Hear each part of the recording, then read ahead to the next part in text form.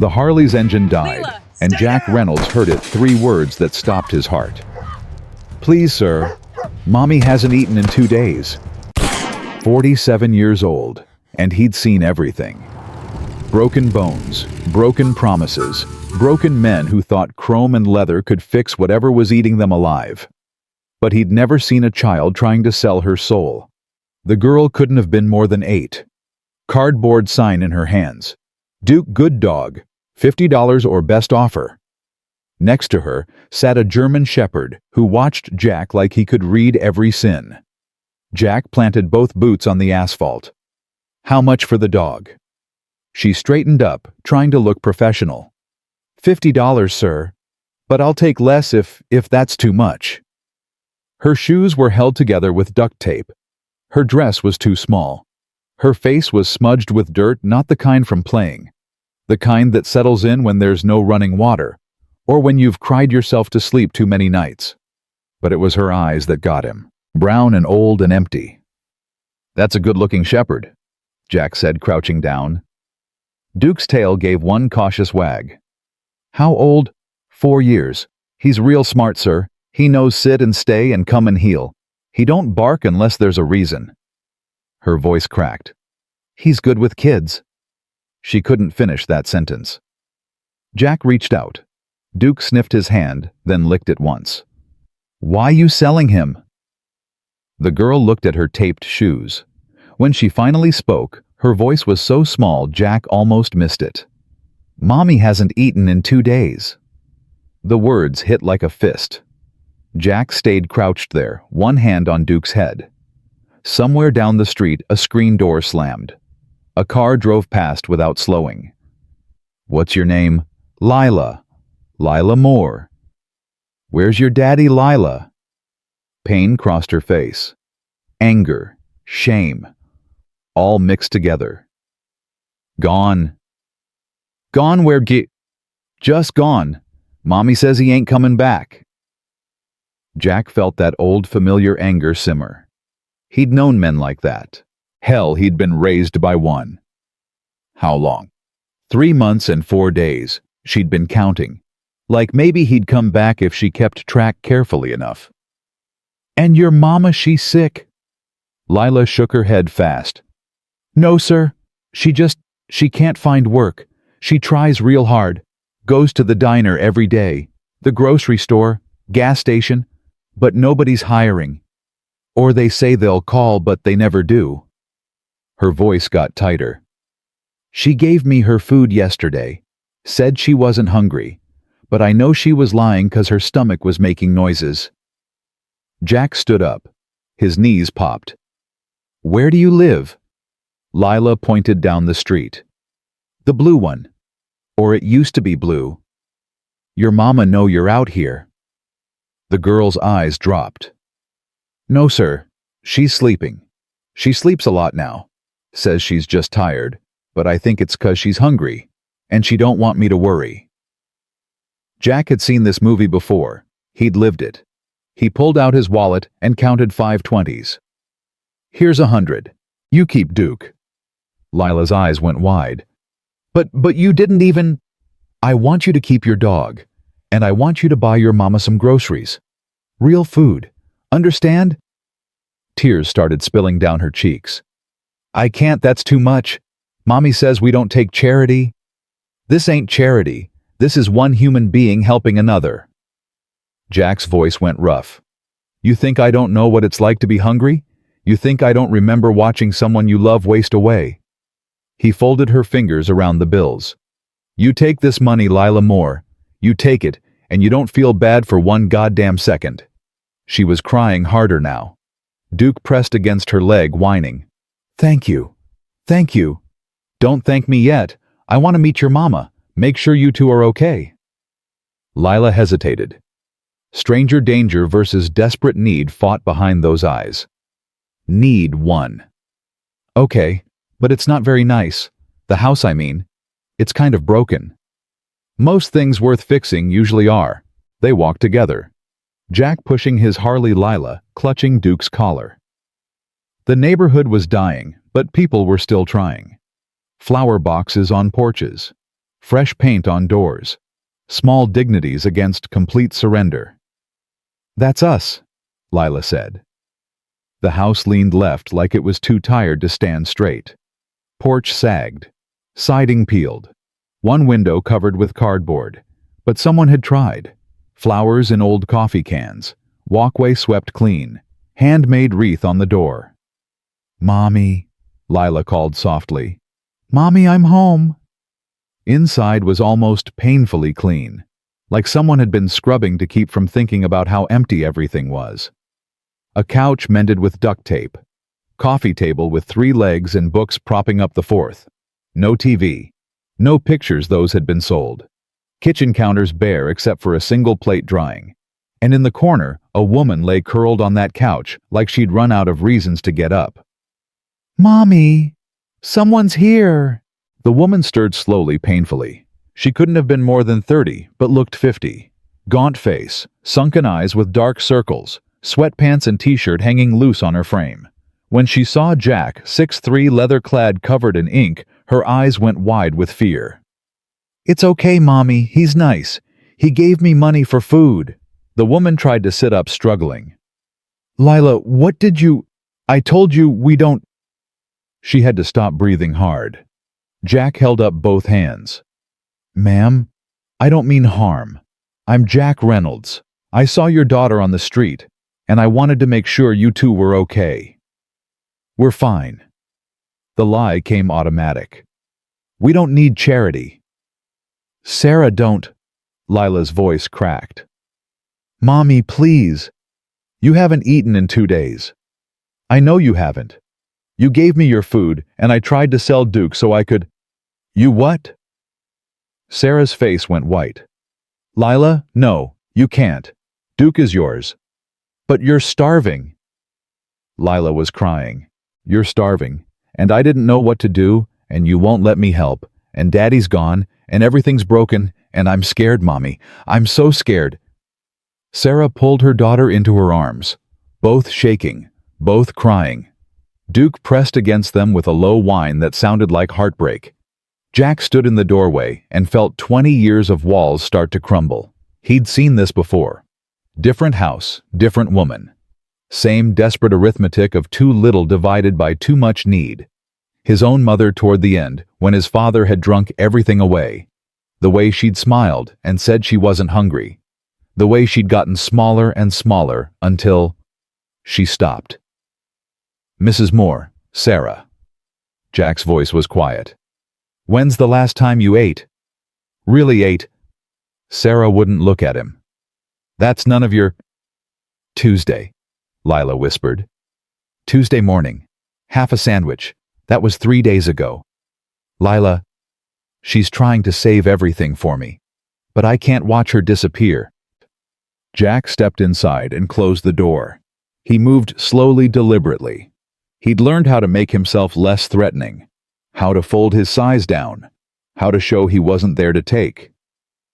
"I'm gonna tell you something, and you're not gonna like it."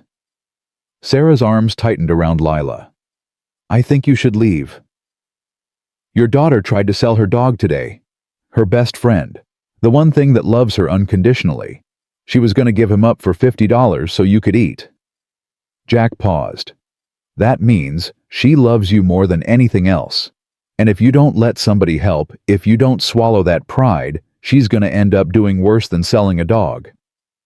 Sarah's face crumpled. "You don't understand. I understand plenty. I understand you're scared. I understand accepting help feels like failure. I understand you'd rather suffer than admit you can't do this alone." Jack crouched down. "But your daughter shouldn't have to be the adult. She shouldn't have to choose between her dog and your life. That ain't fair, and you know it." The silence stretched. Just Lila's crying and a ceiling fan barely moving air. Sarah's voice came out, barely a whisper. "I don't even know you." "No, ma'am. But I know what it's like to watch someone starve. I know what it's like to be too proud to ask for help even when you're dying for it." Jack made himself smaller, less overwhelming. "Let me help. Just for today. Let me make sure you and your daughter eat. Then if you want me gone, I'm gone. No strings." Sarah stared at him. Pride versus need. Independence versus survival. Why do you care? Jack thought about lying, but something about her desperate, defiant exhaustion made him tell the truth. Because nobody helped us when I was Lila's age, and my mother died still pretending everything was fine. The words hung like smoke. Sarah's eyes filled. I'm trying so hard. I go everywhere, fill out applications, smile, and I'm polite, and I tell them any shift, any hours, but nobody calls back. Her voice broke. And my husband Daniel, he took everything. The bank account, the car, my wedding ring, took everything and disappeared, and I can't get to the next town because I don't have a way, and the food ran out and the lights are getting shut off and I don't know what to do. I don't know how to fix this. You ain't gotta fix it alone. I have to. There's nobody else. There's me. Right now there's me. Sarah laughed, but it came out broken. You're a stranger on a motorcycle. Tomorrow you'll be gone. Maybe, but today I'm here, and today you're gonna eat. Jack stood and set his wallet on the coffee table. There's about $300. Use what you need. Buy food. Buy whatever else. And before you say no, remember your daughter was willing to sell her heart today. Don't make her sacrifice mean nothing. He walked to the door and stopped. And Mrs. Moore. Whatever bastard took everything and left you like this? He doesn't get to make you give up. He doesn't get that power. You fight. You let people help. And you show your daughter that being strong doesn't mean doing it alone. Jack walked outside before she could argue, sat on the broken steps, pulled out a cigarette he didn't light. Behind him, Sarah cried. Lila's voice tried to comfort. Duke's tags jingled. 10 minutes passed. The door opened. Lila came out, Duke at her heels. Mommy says thank you. She's getting dressed. She wants to come to the store. Jack looked up. That's good. That's real good. Mr. Jack. Yeah, kid. How come you're helping us? Jack watched the street. You know what I see when I look at you. She shook her head. I see my baby sister, Emma. She was about your age when my daddy left and my mama stopped eating. Used to cry at night when she thought I couldn't hear. Used to hide how hungry she was. Used to pretend everything was okay. Jack's voice got rough, and I was just a kid too. Didn't know how to fix it. By the time I figured it out, it was too late. What happened to her? She's good now. Married. Colorado. 2 kids. Jack smiled, but it didn't reach his eyes. But it took years to get there. Years of being angry and scared. I don't want that for you. Don't want you 40 years old still carrying around being 8 and terrified. Lila sat down next to him. Duke settled between them. You're a good person. No, kid. I'm just a person who's seen some shit and doesn't want to see it again. The door opened. Sarah stepped out. She'd cleaned her face, tied her hair, put on worn shoes. Still thin as a rail, but holding herself different. She was choosing to fight. Thank you, she said. Just those 2 words carrying everything else. Jack stood. Let's go get food. They walked together toward the corner store. Jack pushed his bike. Sarah moved slowly. Lila held Duke's collar and her mother's hand. People stared. Jack was used to it, the scary biker, the outlaw, the threat. But this time the stares felt like judgment aimed at Sarah. At her worn clothes and thin frame. At unspoken accusations people made about poverty. He wanted to punch every single one of them. Inside, Sarah started loading a cart. Bread, peanut butter, milk, eggs. She moved like someone who'd done the math 100 times, calculating every dollar. Get more, Jack said. This is enough. It ain't. Get meat, vegetables, things that'll last. I can't. You can. $300, use it. But that's yours. Jack looked at her straight. It's yours now, and I got more where that came from. So stop calculating and start shopping like your daughter's getting 3 meals a day for the next month. Sarah's eyes filled, but she didn't argue. She kept shopping. With each item, hope came back into her face. They were loading bags into the Harley's saddlebags when Sarah spoke. "Can I ask you something?" "Shoot." "Why did you have so much cash?" Jack smiled. "Don't trust banks. Been riding a long time. You learn to carry what you need." "Are you?" Sarah hesitated. "Are you in a gang?" "Depends who you ask. I ride with a crew, 20 years, but we're not criminals, just men who like the road better than whatever we left behind." "And they'd be okay with this helping us?" Jack thought about his brothers, Reaper, Ghost, Tiny Mac. Rough men with rough histories and hearts more broken than healed, but still beating. "Yeah, they'd be okay. Hell, most would show up to help if I asked." Sarah absorbed that. Then, "My husband was in a gang, called themselves the Iron Vultures. Used to talk about brotherhood and loyalty. Then one morning I woke up and he was gone. Took everything. Left a note that said, 'I'm sorry.'" Jack's blood went cold. The Iron Vultures. He knew that name real well. "When did he leave?" 3 months ago. 3 months and 4 days. Jack's jaw tightened. The Iron Vultures were scum, wannabe outlaws who gave real riders a bad name. Dealt drugs, ran guns, hurt people. 3 months ago, they'd tried muscling in on territory belonging to Jack's crew. There'd been a confrontation. Some scattered. Some ended up in jail. Some just ran. "What's your husband's name?" Sarah hesitated. "Daniel. Daniel Moore." Jack filed that away. He'd ask around. See if anyone knew a Daniel Moore with the Vultures. See if there was a man who needed hard truths about abandoning family. But that was later. Right now, there was a woman and little girl who needed food and hope more than revenge. They made it back as the sun descended. Jack helped carry groceries while Sarah and Lila unpacked, both moving with energy that hadn't been there an hour ago. "Thank you," Sarah was crying. "Thank you for seeing us, for not just driving past." Jack didn't know how to explain that seeing them had been like seeing his own past, that he'd been driving past that for too many years.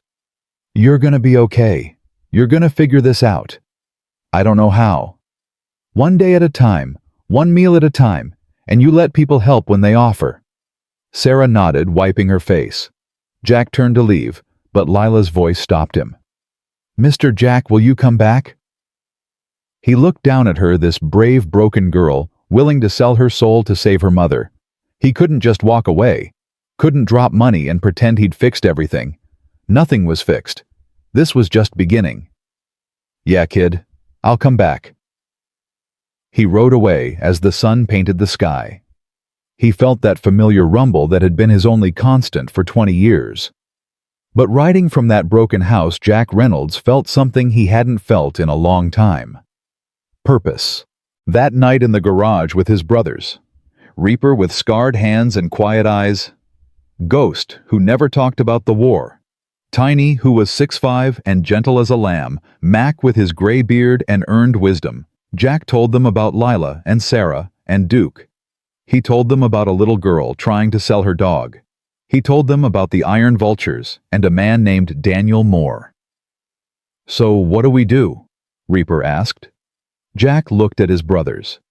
These men who'd become family when blood family failed. These riders who'd saved his life more times than he could count. "We help them. Then we find the bastard who left them." Ghost nodded once. "When?" "Tomorrow morning. Soon as the sun's up." Tiny cracked his knuckles. "Been too long since we did something that mattered." Mac raised his beer. "To broken things and the people who fix them." They drank to that. And that night, Jack lay in his bunk staring at ceiling, thinking about Lila's old young eyes and Sarah's desperate pride, and the way Duke had looked at him like he could see straight through to all the broken pieces inside. He thought about his mother dead at 42, her body finally giving out after years of giving everything to her kids and nothing to herself. He thought about his sister Emma and the phone call that would come tomorrow. How he'd tell her about this little girl who reminded him so much of her. He thought about Daniel Moore wherever the hell he was, and what Jack would say when they met face to face. But mostly, he thought about tomorrow. About showing up again. About proving not everyone leaves. About being the person he'd wished would appear when he was 8 and terrified in watching his mother slowly disappear. But what Jack didn't know, what none of them knew yet, was that Daniel Moore wasn't just hiding. He was watching. He'd been watching for weeks, and tomorrow morning when 14 Harleys thundered down Pinewood Avenue, he'd see them coming. The question wasn't whether they'd find him. The question was what he'd do when they did. Because Daniel Moore had secrets that went deeper than abandonment. Secrets about the Iron Vultures. Secrets about money that wasn't his. Secrets that would put everyone Jack loved in danger. And in a bar called the Rusty Chain, 30 miles outside town, a man with Daniel's face sat drinking whiskey and making phone calls to people who didn't forgive debts. People who'd been looking for him. People who now knew exactly where his family lived. But tomorrow would start with hope. Tomorrow would start with brothers and tools and laughter. Tomorrow would start with fixing a house and filling a fridge and making a little girl believe the world wasn't all darkness. Tomorrow would start with Jack Reynolds keeping a promise. And sometimes that's all you can do. Show up. Keep your word.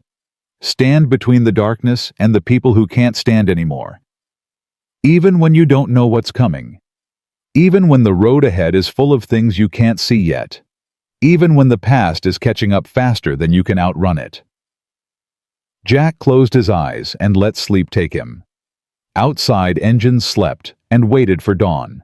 And somewhere in the darkness, Daniel Moore finished his whiskey, paid his tab, and walked out into a night that was about to get a whole lot more complicated.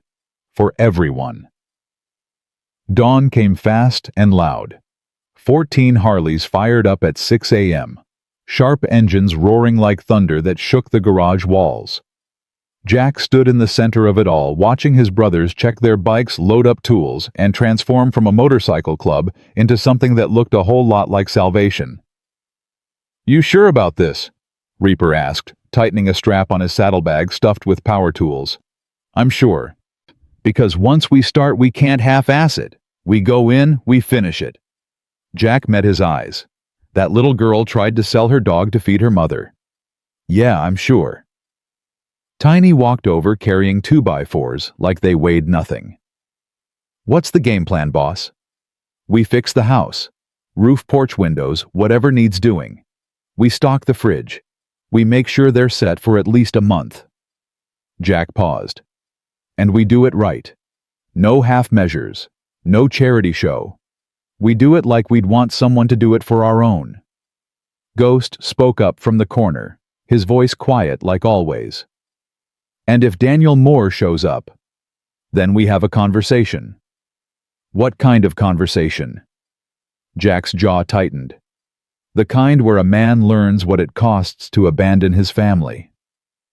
Mac, oldest of them all at 63, walked up wiping grease off his hands.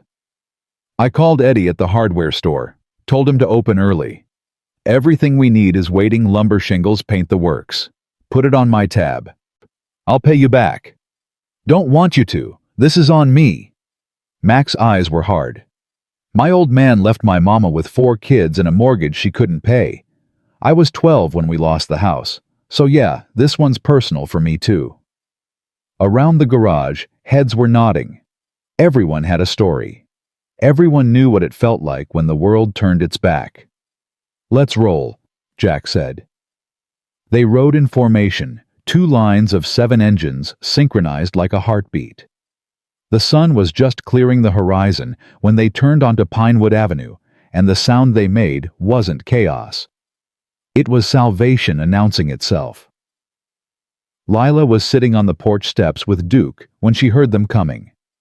She stood up fast, eyes wide, as 14 motorcycles pulled up in front of her house like some kind of leather-clad cavalry. Jack killed his engine and swung off. "Morning, kid." "Mr. Jack?" Lila's voice was small, uncertain. What's happening? We're here to fix your house. But we can't. The front door opened, and Sarah appeared still in the same worn sweatpants, but her face was different. She'd eaten. She'd slept. There was color in her cheeks that hadn't been there yesterday. Then she saw 14 bikers standing in her front yard, and the color drained right back out. "It's okay, Mrs. Moore," Jack said, holding up his hands. "These are my brothers. We're here to help." "Help with what?" "Fixing what's broken."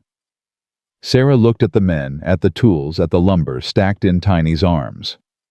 "I can't pay you." "Didn't ask you to." "But why would you?" Reaper stepped forward. He was shorter than Jack, but twice as scarred, with a face that had seen the wrong end of too many fights. "My name's Reaper. I got a daughter about Lila's age. Lives with her mother in Michigan. Haven't seen her in 2 years because I made some bad choices, and she don't want me around."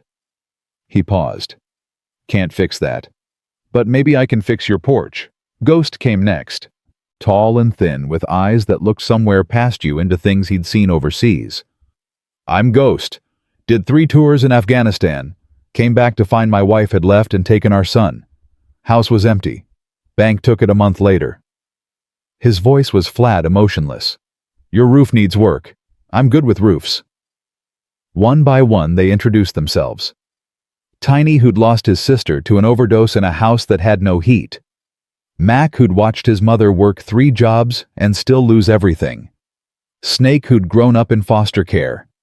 Crow, who'd aged out of the system at 18 with nothing but a backpack and rage. Every single one of them had been where Lila was standing. Scared. Hungry. Watching everything fall apart. Sarah's hand went to her mouth. Tears started streaming, but she didn't make a sound. "So here's how this works," Jack said. "We fix your house. You let us. And when we're done, you pay it forward someday when you can. That's the only price. Deal?" Sarah couldn't speak.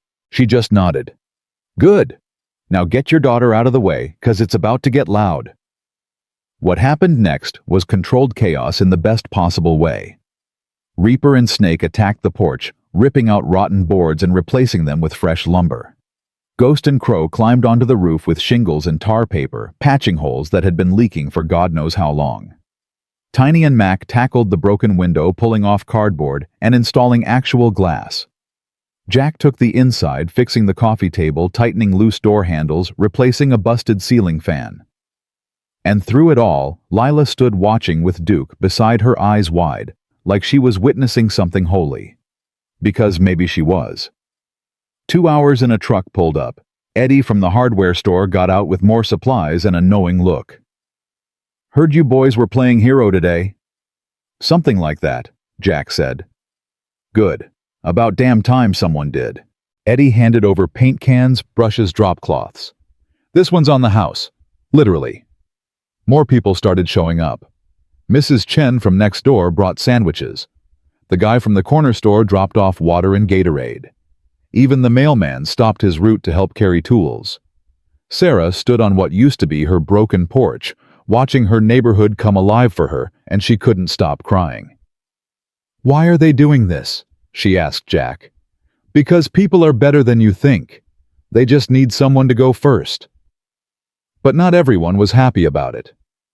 Around noon, a black pickup truck slowed down across the street. Tinted windows. Engine idling. Just watching. Ghost saw it first. Touched Jack's shoulder. "We got eyes." Jack looked over. The truck sat there for a solid minute, then drove off slow. "You know that vehicle?" Jack asked Sarah. She shook her head. "Never seen it before." But something in her voice said she was lying. "Sarah." Jack kept his tone gentle. "If there's something I need to know."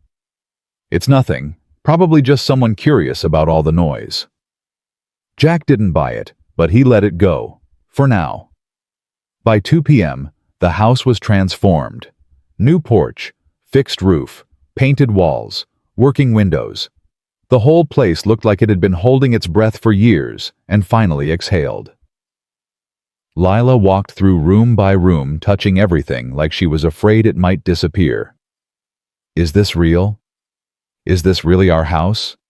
It's really yours, kid, Tiny said, his voice soft for a man his size. In the kitchen, Mac and Sarah were loading the fridge with food the brothers had brought. Not just basics this time, real food. Steaks, chicken, vegetables, milk, eggs, bread, peanut butter, jelly. Things that made a house feel like a home. "This is too much," Sarah said for the 100th time. "It ain't enough," Mac said. "But it's a start." Jack stood in the doorway watching Lila hug Duke, watching Sarah's hands shake as she put away groceries, watching his brothers clean up tools with the kind of quiet satisfaction that comes from doing something that matters. This was what they'd needed. All of them. A reminder that fists and engines and leather weren't all they were. That somewhere under the damage and the scars, they were still men who could build instead of break. "Thank you." Sarah's voice cracked. "Thank you doesn't feel like enough, but it's all I have." Jack turned to her. "You've got more than that. You've got a daughter who loves you. You've got a house that'll keep you safe.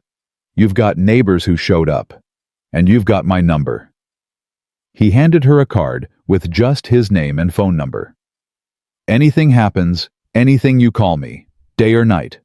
Understand?" She nodded, clutching the card like a lifeline. But what Jack didn't say, what he couldn't say yet, was that he had a bad feeling in his gut. That black truck, the way it had just sat there watching, the way Sarah's voice had changed when he'd asked about it. Something was coming. He could feel it the way old injuries ache before a storm. They were packing up to leave when Lila ran over and wrapped her arms around Jack's waist. "Thank you, Mr. Jack. Thank you for not leaving us." Jack's throat got tight. "You're welcome, kid." "Will you really come back?" "I promise." "My daddy used to promise too. Then he left." Jack crouched down to her level. "I ain't your daddy. When I make a promise, I keep it. You're gonna see me again. That's a guarantee." She hugged him tighter. Duke pushed his nose into Jack's hand. The brothers fired up their bikes and rolled out in formation, engines rumbling their goodbye. Jack looked back once and saw Sarah and Lila standing on their new porch waving. They rode hard for 20 minutes before Ghost pulled up next to Jack at a red light. "That truck," Ghost said. "It came back. Saw it parked 2 blocks down when we left." Jack's jaw clenched. "You get a plate." "Partial. But I know the type. That wasn't curious neighbors. That was surveillance." "Vultures." "Maybe. Or maybe Daniel Moore's got friends in places we don't know about yet." The light turned green, but Jack didn't move. "We need to find him. Today." "Agreed. Where do we start?" Jack pulled out his phone and dialed a number he hadn't called in 3 years. It rang 4 times before a rough voice answered. "Jack Reynolds. Thought you were dead." "Not yet, Sully. Need a favor." Sullivan Sully Morrison was ex-ATF, now working private security. He knew things, saw things, and he owed Jack his life from a mess in Tulsa back in 21. "What kind of favor?" "Looking for a guy, Daniel Moore, used to run with the Iron Vultures, dropped off the map 3 months ago." Sully was quiet for a beat. "The Vultures. Jesus, Jack. You know what you're walking into." "Yeah, that's why I'm calling you. Give me an hour, I'll see what I can dig up." Jack hung up and looked at Ghost. "We wait, but we wait ready." They regrouped at the garage. Jack filled everyone in the watching truck Daniel Moore's connection to the Vultures, the feeling that something bad was building just out of sight. "So what's the play?" Reaper asked. "We find Moore before whatever's coming finds Sarah and Lila." "And when we find him?" Jack's eyes went hard. "We have a conversation about responsibility." Mac spoke up from his corner. You think he's in danger, or you think he's the danger? Don't know yet, but that black truck wasn't there by accident. Someone knows where his family lives. And if it's the vultures looking for payback or money or whatever Moore owes them, then Sarah and Lila are targets. The weight of that settled over the room. We need to set up watch, Ghost said. Rotate shifts.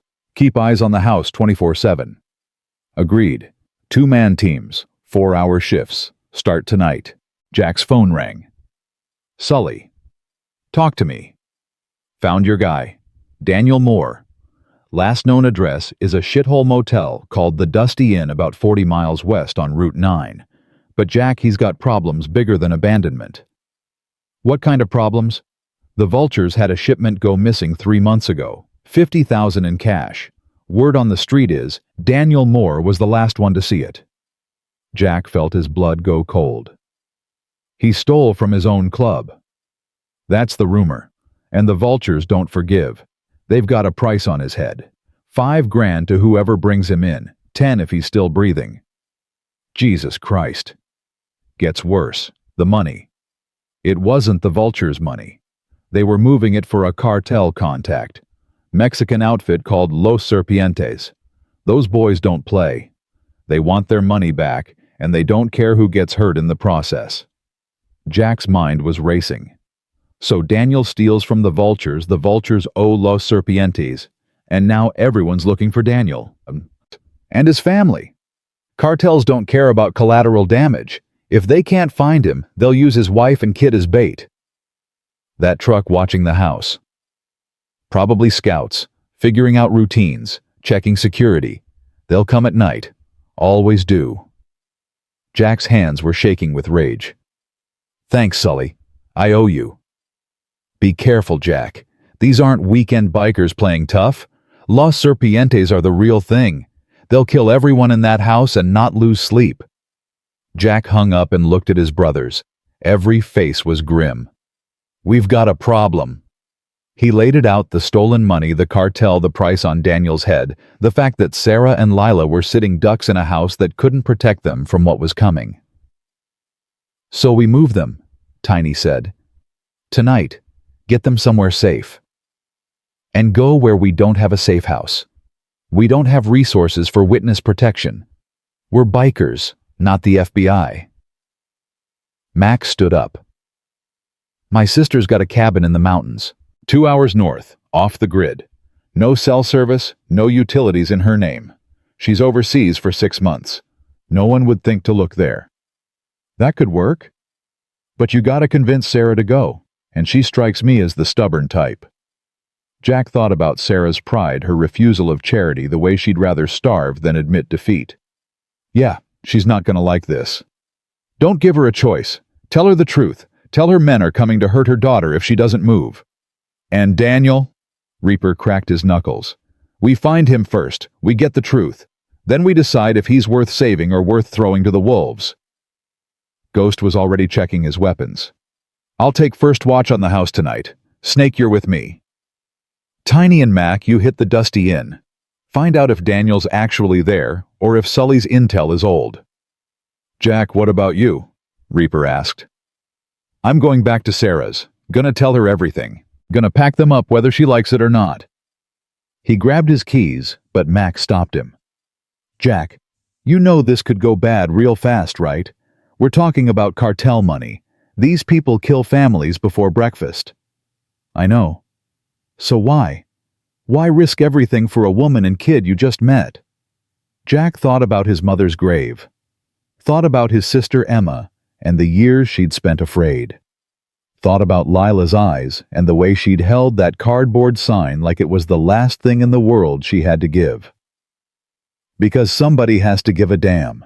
Because I'm tired of watching good people get destroyed while bad people walk free. Because if we don't stand up right now, right here, then what the hell are we even doing? Jack's voice was rough, raw. We wear these cuts and we talk about brotherhood and loyalty, but what does that mean if we only protect each other? What does it mean if we just ride past little girls trying to sell their dogs? The garage was silent. Then Reaper smiled. Hell, When you put it like that. We in or we out? Every hand went up. Then let's move. We've got about 6 hours before dark. After that, all bets are off. Jack rode back to Pinewood Avenue alone, pushing the Harley faster than he should, running through every possible way to tell Sarah that her husband hadn't just abandoned her, he'd painted a target on her back. He found her sitting on the porch, the new solid porch they'd just built with Lila, beside her reading a book. Duke was sprawled at their feet. For one perfect moment, they looked peaceful. Jack hated what he was about to destroy. "Sarah, we need to talk. Now." She saw his face and stood up fast. "Lila, go inside with Duke." "But Mommy." "Inside. Now." Lila grabbed Duke and went, but she kept looking back like she knew something bad was coming. "What's wrong?" Sarah asked. Jack told her everything. The vultures, the stolen money, Los Serpientes, the black truck. The fact that men were probably already planning how to use her and Lila as leverage. Sarah's face went white, then red, then white again. "He stole from a cartel." Her voice was shaking. "He put our daughter in danger for money. Looks that way. Oh God. Oh my God." She sat down hard on the steps. "What do we do? You and Lila are leaving, tonight. We've got a safe place. Cabin in the mountains. No one knows about it.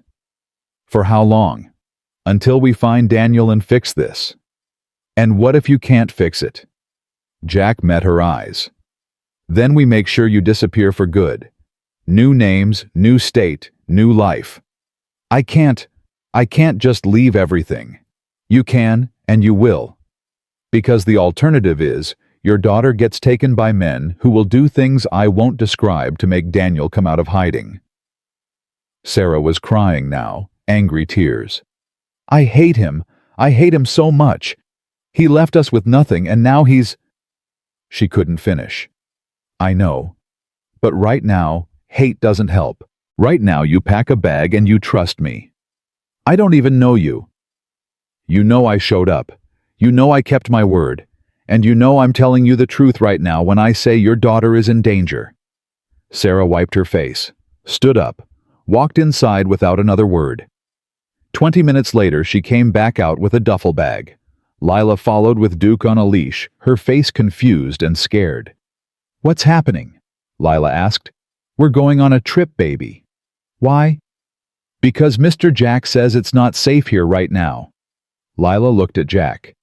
"Is it because of Daddy?" "Smart kid, too smart." "Yeah, kid, it's because of your daddy. I knew he'd ruin everything. He always does." The resignation in her voice broke something in Jack's chest. They loaded into Jack's truck. He'd swapped the bike for something with 4 wheels and a back seat. As they pulled away from Pinewood Avenue, Jack saw it in his rearview mirror. The black truck, following 3 cars back. "Get down," Jack said quietly. "Both of you, on the floor, right now." "Jack." "Now Sarah." She grabbed Lila and they dropped down. Duke whined but stayed quiet. Jack kept driving normal, not speeding, not signaling that he'd spotted the tail. He pulled his phone and speed-dialed Ghost. "Yeah. I've got company. Black truck 3 cars back. Need a distraction." "Where are you?" "Main Street heading toward the highway." "Give me 2 minutes." Jack kept his eyes on the rear view. The truck was maintaining distance, but it was definitely following. Then Jack heard them engines. Lots of them. 6 Harleys came roaring out of a side street and formed up around Jack's truck like a moving fortress. The black truck tried to keep up, but suddenly there were motorcycles everywhere boxing it in, slowing it down, creating chaos. Ghost pulled alongside Jack's window and grinned. "Go! We got this." Jack punched the gas and took the next turn hard. By the time he hit the highway, the black truck was 6 blocks back, trapped in a sea of leather and chrome. "You can get up now," Jack said. Sarah and Lila climbed back into their seats. "Who were those men?" Lila asked. "The good guys, kid. The good guys." They drove in silence for 20 minutes before Sarah spoke again. "Thank you. For all of this. For caring when you didn't have to. I had to. Couldn't live with myself if I didn't. But why? You still haven't really told me why. Jack thought about lying. About giving her some easy answer. But she deserved the truth. When I was 9, my dad left. Just walked out one day and never came back. And my mom, she tried. God, she tried so hard. But she had 3 kids and no money and no help. And she was too proud to ask. Jack's hands tightened on the wheel. I watched her fade away. Watched her get smaller and quieter and more invisible until one day she just stopped. Heart attack at 42 because her body couldn't take the stress anymore. And you know what the worst part was? Sarah was crying again. The worst part was that people knew, neighbors knew, the church knew, her own family knew, and nobody helped. Nobody showed up. They just watched her drown and said things like, "She should have asked," or "We didn't know it was that bad." I'm so sorry. Don't be sorry. Just let me help. Let me be what nobody was for my mom. Let me prove that not everyone walks away. They drove until the sun started setting, and the mountains rose up ahead like walls protecting them from everything behind. The cabin was small but solid. 1 bedroom, a loft, a wood stove, and enough isolation to make anyone paranoid feel safe. Jack got them settled. Showed Sarah where the food was, how to work the stove where the extra blankets were stored. No cell service, he said. Radio for emergencies only. Don't go outside unless you have to. Don't make fires during the day. Smoke draws attention. Lock the doors. Windows stay closed. Got it. Sarah nodded. She looked exhausted. How long do we stay? Few days. Maybe a week. Depends how fast we find Daniel. And when you find him, we get answers. We fix this. Lila was sitting on the couch petting Duke, watching them. Mr. Jack, are you going to hurt my daddy? Jack crouched down. I'm going to talk to your daddy. I'm going to make sure he understands what he did, and I'm going to make him fix it. He won't. He never fixes anything. Then I'll fix it for him. Jack stood and headed for the door. Sarah followed. Be careful, she said quietly. Daniel, he's not a good man, but he's scared. And scared men do stupid things. I've dealt with scared men before. Not like him. She stopped searching for words. He's the kind of scared that makes him dangerous. To everyone. Even himself. Jack filed that away. I'll be careful. You just stay here and keep your daughter safe. He drove back down the mountain as darkness fell. The truck's headlights cutting through shadows that seemed to grow thicker with every mile. His phone buzzed. Text from Tiny. Found him. Dusty in room 12. He's here. He's alone, and he's scared shitless. Jack texted back. On my way. Don't let him run. 40 minutes later, Jack pulled into the Dusty Inn. It was exactly what it sounded like. A row of doors peeling paint neon sign half-lit, the kind of place people went to disappear or die. Tiny and Mac were waiting outside room 12. He inside? Jack asked. Yeah. Heard him pacing, talking to himself. He knows someone's coming for him. Jack knocked. Hard. 3 times. Daniel Moore. Open the door. We need to talk. Silence. We're not the vultures. We're not the cartel. We're the men who just spent all day fixing your house so your wife and daughter don't freeze this winter. So open the goddamn door. More silence. Then a chain rattled. The door opened 6 inches, and Jack saw him. Daniel Moore was maybe 35, but looked 50. Unshaven. Hollow eyes. Twitchy hands. His face was a map of bad decisions and worse luck. Who are you? Daniel's voice cracked. I'm the man keeping your family alive while you hide in this shithole. We need to talk. Now. Daniel tried to close the door, but Tiny's boot stopped it. You can talk here or you can talk somewhere less comfortable. Your choice. Daniel's shoulders sagged. He stepped back and let them in. The room smelled like sweat and fear and cheap whiskey. There was a gun on the nightstand, a duffel bag half packed, and a stack of cash on the dresser that couldn't have been more than $5,000. "That the 50,000?" Jack asked. Daniel's face went white. "How do you who told you? Doesn't matter. What matters is you stole from a cartel, and now they're hunting your family." It wasn't supposed to." Daniel sat on the bed, head in hands. "I was going to pay it back, I swear. I just needed time." "Time for what?" "To figure it out, to find a way to—" "Bullshit." Jack's voice was ice. "You took that money and you ran. You left your wife and kid with nothing. No food, no money, no car, nothing. Your daughter tried to sell her dog yesterday to keep your wife from starving. Do you understand that she was going to give up the one thing she loved to save her mother?" Daniel was crying now, pathetic, gasping sobs. "I'm sorry. I'm so sorry. I didn't know what else to do. The vultures, they would have killed me. And the cartel. So you let them kill your family instead." "No, I thought if I disappeared they'd leave Sarah and Lila alone. I thought they'd just come after me." "Well, you thought wrong. There's a black truck been watching your house all day. Cartel scouts, figuring out how to grab your wife and daughter." Daniel stood up fast. No, they can't. Where are they? Where's Sarah? Where's Lila?" "Somewhere safe. Somewhere you're not going anywhere near." "But I have to. I have to protect them." Jack grabbed him by the shirt and slammed him against the wall. "You lost that right when you walked out. You don't get to play hero now. Please, I'll do anything. Just keep them safe." Jack let him go. "Where's the rest of the money?" "I spent it. I had to.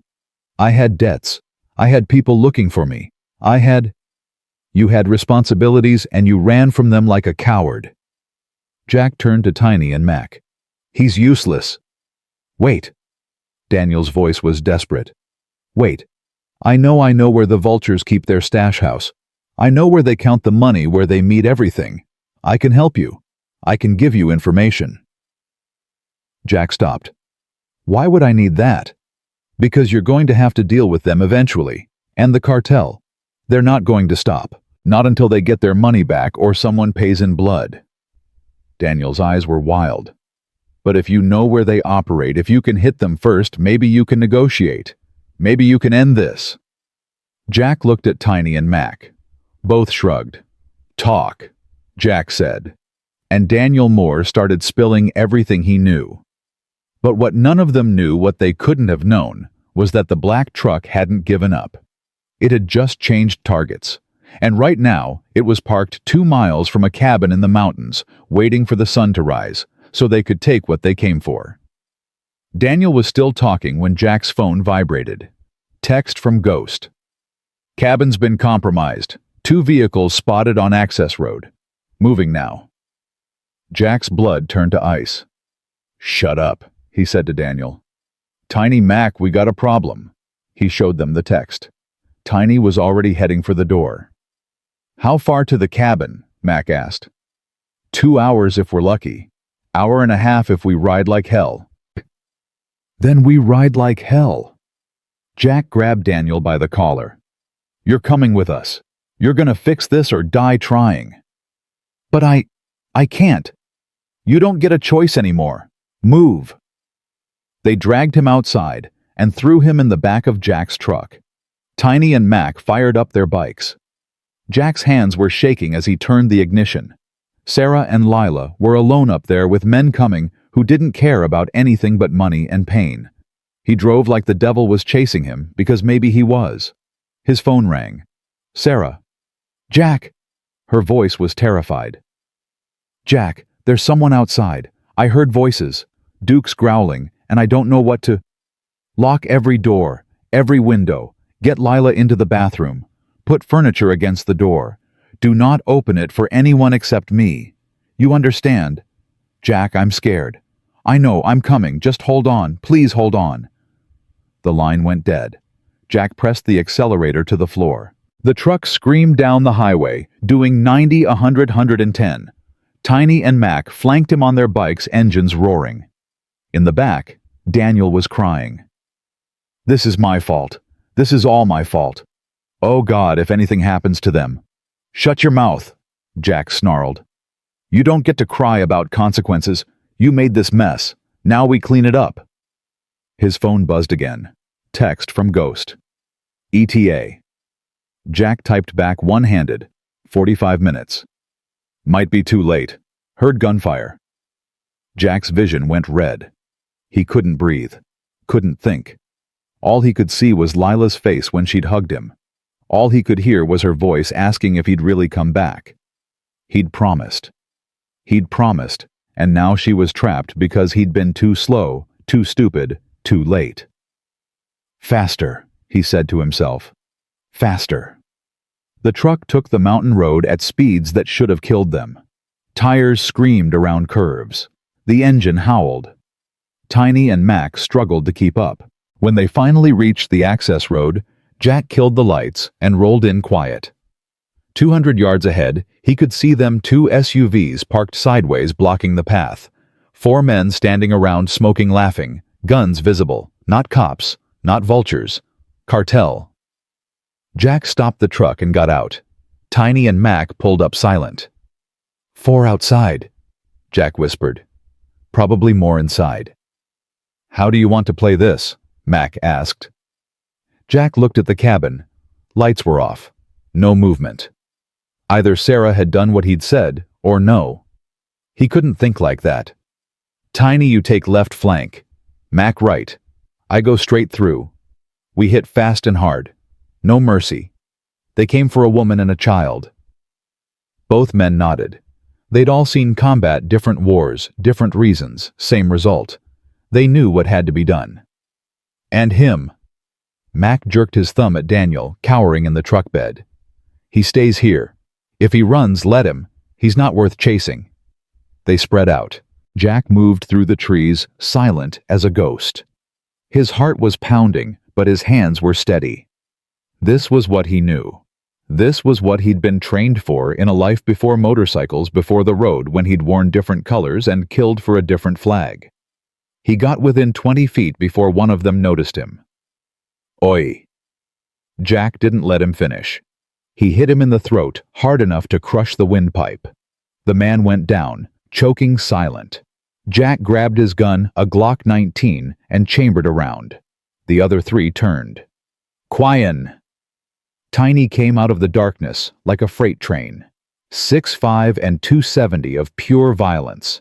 He took 2 men down with his bare hands, snapping bones before they could even raise their weapons. Mac hit the 4th from behind. A knife appeared. One quick motion. The man dropped. 3 seconds. 4 men down. Not dead. Jack didn't want that on his conscience, unless absolutely necessary, but definitely out. "Clear," Tiny whispered. Jack moved toward this cabin. The door was slightly open. His gut twisted. He pushed inside, gun up, sweeping corners. The living room was empty, furniture overturned, signs of struggle, blood on the floor, not much, but enough to make his vision tunnel. "Sarah," Jack's voice cracked. "Lila." No answer. He moved to the bathroom. The door was splintered like someone had kicked it in. Inside was empty except for... His heart stopped. Duke lay in the corner, not moving. Blood matted in his fur. "No," Jack breathed. "No, no, no." He knelt down, put his hand on the dog's side, felt breathing, shallow but there. "You're okay, boy. You're okay." Duke's eyes opened slightly. His tail gave one weak thump. "Where are they? Where'd they take them?" A sound from outside. Engine starting. Jack ran. Burst through the cabin door in time to see taillights disappearing down the mountain road. 1 SUV. The other was still there, empty. "No." Jack sprinted for his truck, but he knew he was too late. They had a head start. They had Sarah and Lila. He'd failed. He'd promised he'd protect them, and he'd failed. Tiny grabbed his shoulder. Jack, look at me. We'll find them. We'll get them back." "How?" We don't know where they're going. We don't know how many men. We know someone who does. Mac pointed at the truck where Daniel was still hiding. Jack walked over and dragged him out by his shirt. Where would they take them? Where do Los Serpientes operate around here? Daniel was shaking so hard he could barely speak. I don't know. Wrong answer. Jack shoved him against the truck. Your daughter just got kidnapped by men who will hurt her to get to you. Where would they take her? Maybe the warehouse on Route 17, the old meat processing plant. The vultures used to meet there. Sometimes the cartel used it too for transfers. How far? 30 minutes, maybe less. Jack pulled out his phone and called Ghost. They got them. Sarah and Lila. Cartel took them.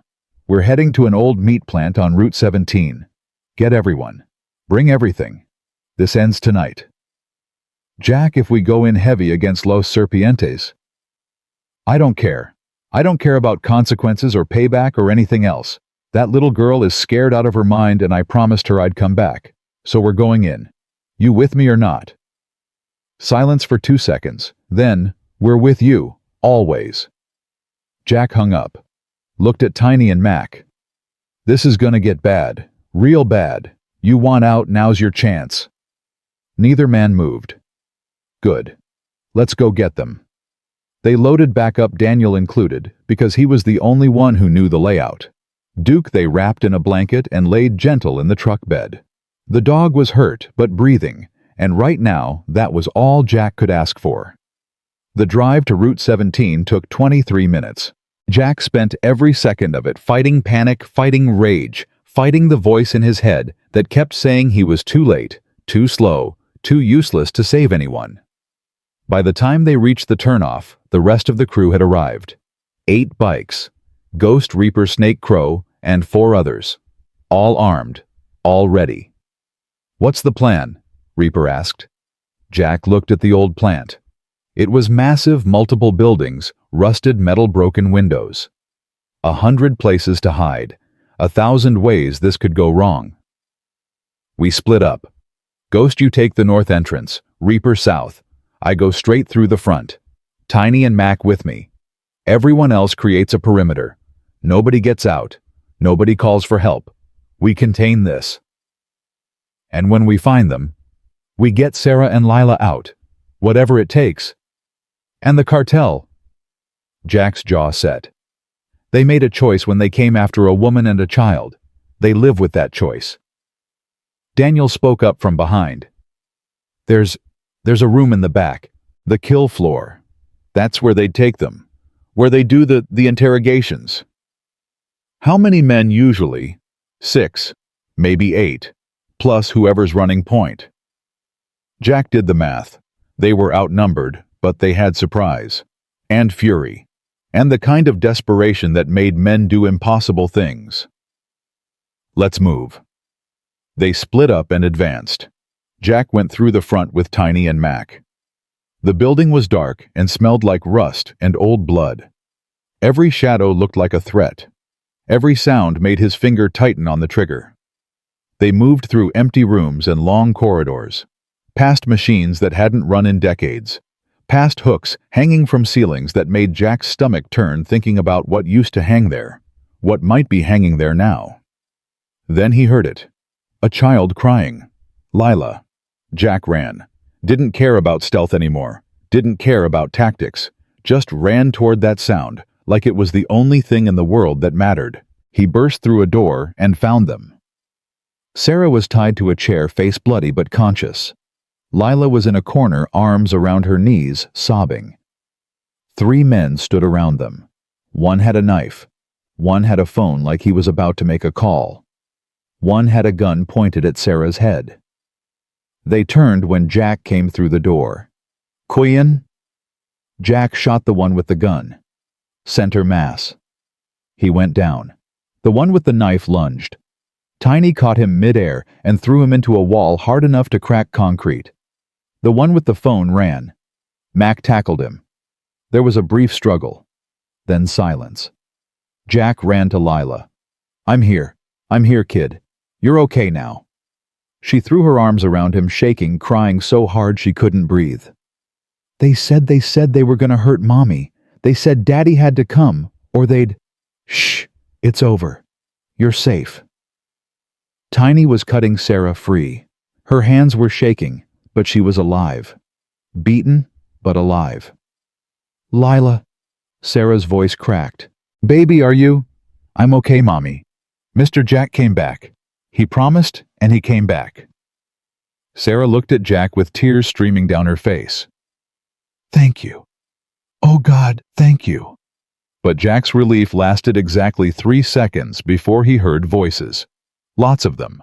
Coming closer. "We got company," Max said from the doorway. Gunfire erupted. Bullets punched through walls. Jack grabbed Lila and dove behind an overturned table. Tiny pulled Sarah down. Mac returned fire. "How many?" Jack shouted. "Too many! More gunfire!" The room was filling with smoke and the smell of cordite. Jack's ears were ringing. He couldn't think, couldn't plan. All he could do was keep his body between Lila and the bullets. Then he heard it. Engines. Motorcycles. A lot of them. The gunfire intensified but shifted direction. Someone was attacking from behind. Ghost's voice came over the radio. "We got your 6, move, get them out." Jack didn't need to be told twice. "Tiny, take Sarah. Mac, cover us. Move now." They ran through smoke and chaos. Jack carried Lila, who had her face buried in his chest. Behind them he could hear fighting fists and shouts and breaking bones. His brothers buying them time. They made it outside into the trucks. Jack put Lila in first, then helped Sarah.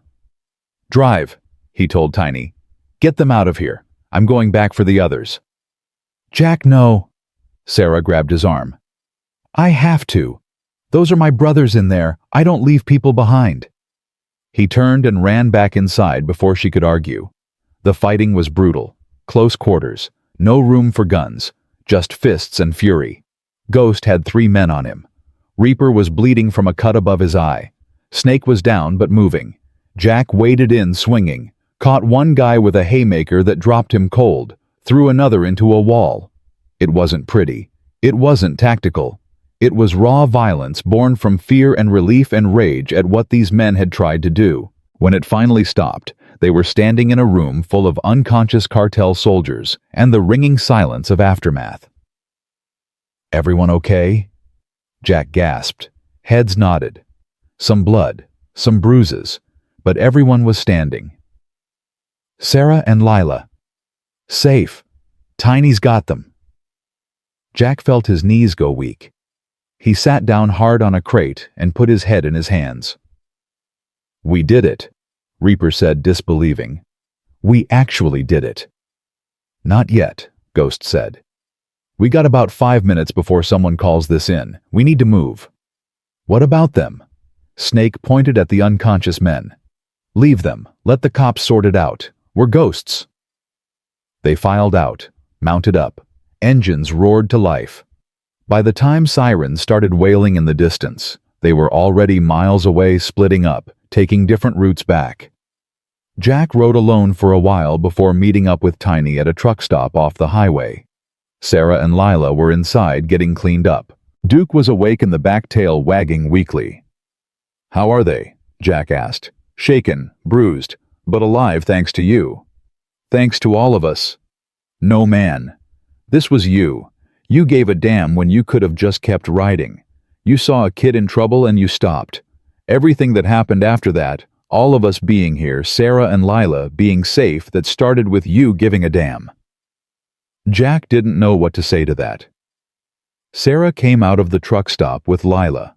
Both had cleaned faces. Both looked exhausted. But Lila saw Jack and ran. "You came back again," she said into his chest. "You keep coming back."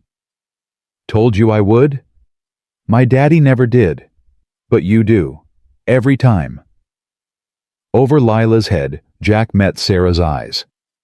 She was crying again, but this time it looked like relief, like hope. Like maybe she was starting to believe that not everyone in the world was Daniel Moore. "What happens now?" Sarah asked. Now we figure out how to keep you safe, because the cartel's gonna be pissed, and the vultures still want their money. This isn't over. Will it ever be over? Yeah, but we got some work to do first. A car pulled up. Not a bike. A sedan. The door opened, and Daniel Moore stepped out, looking like he'd aged 10 years in 3 hours. Lila saw him, and her whole body went rigid. Daddy? Daniel approached slowly, like he was afraid she'd run. Hey, baby girl, I'm so sorry. I'm so sorry. You left us. You left us, and bad men came and they hurt Mommy and they were gonna hurt me and you weren't there. Mr. Jack was there, but you weren't. Each word hit Daniel like a punch. He was crying. I know, and I'm sorry. I was scared and I made bad choices and His voice broke. I don't deserve to be your daddy. I know that. But I'm gonna spend the rest of my life trying to fix what I broke. I promise. You promise? Lila's voice was hard.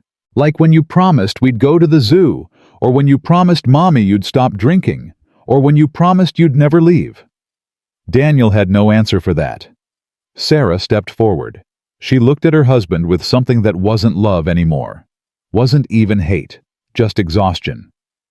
You need to go, she said quietly. You need to go, and you need to fix this mess you made.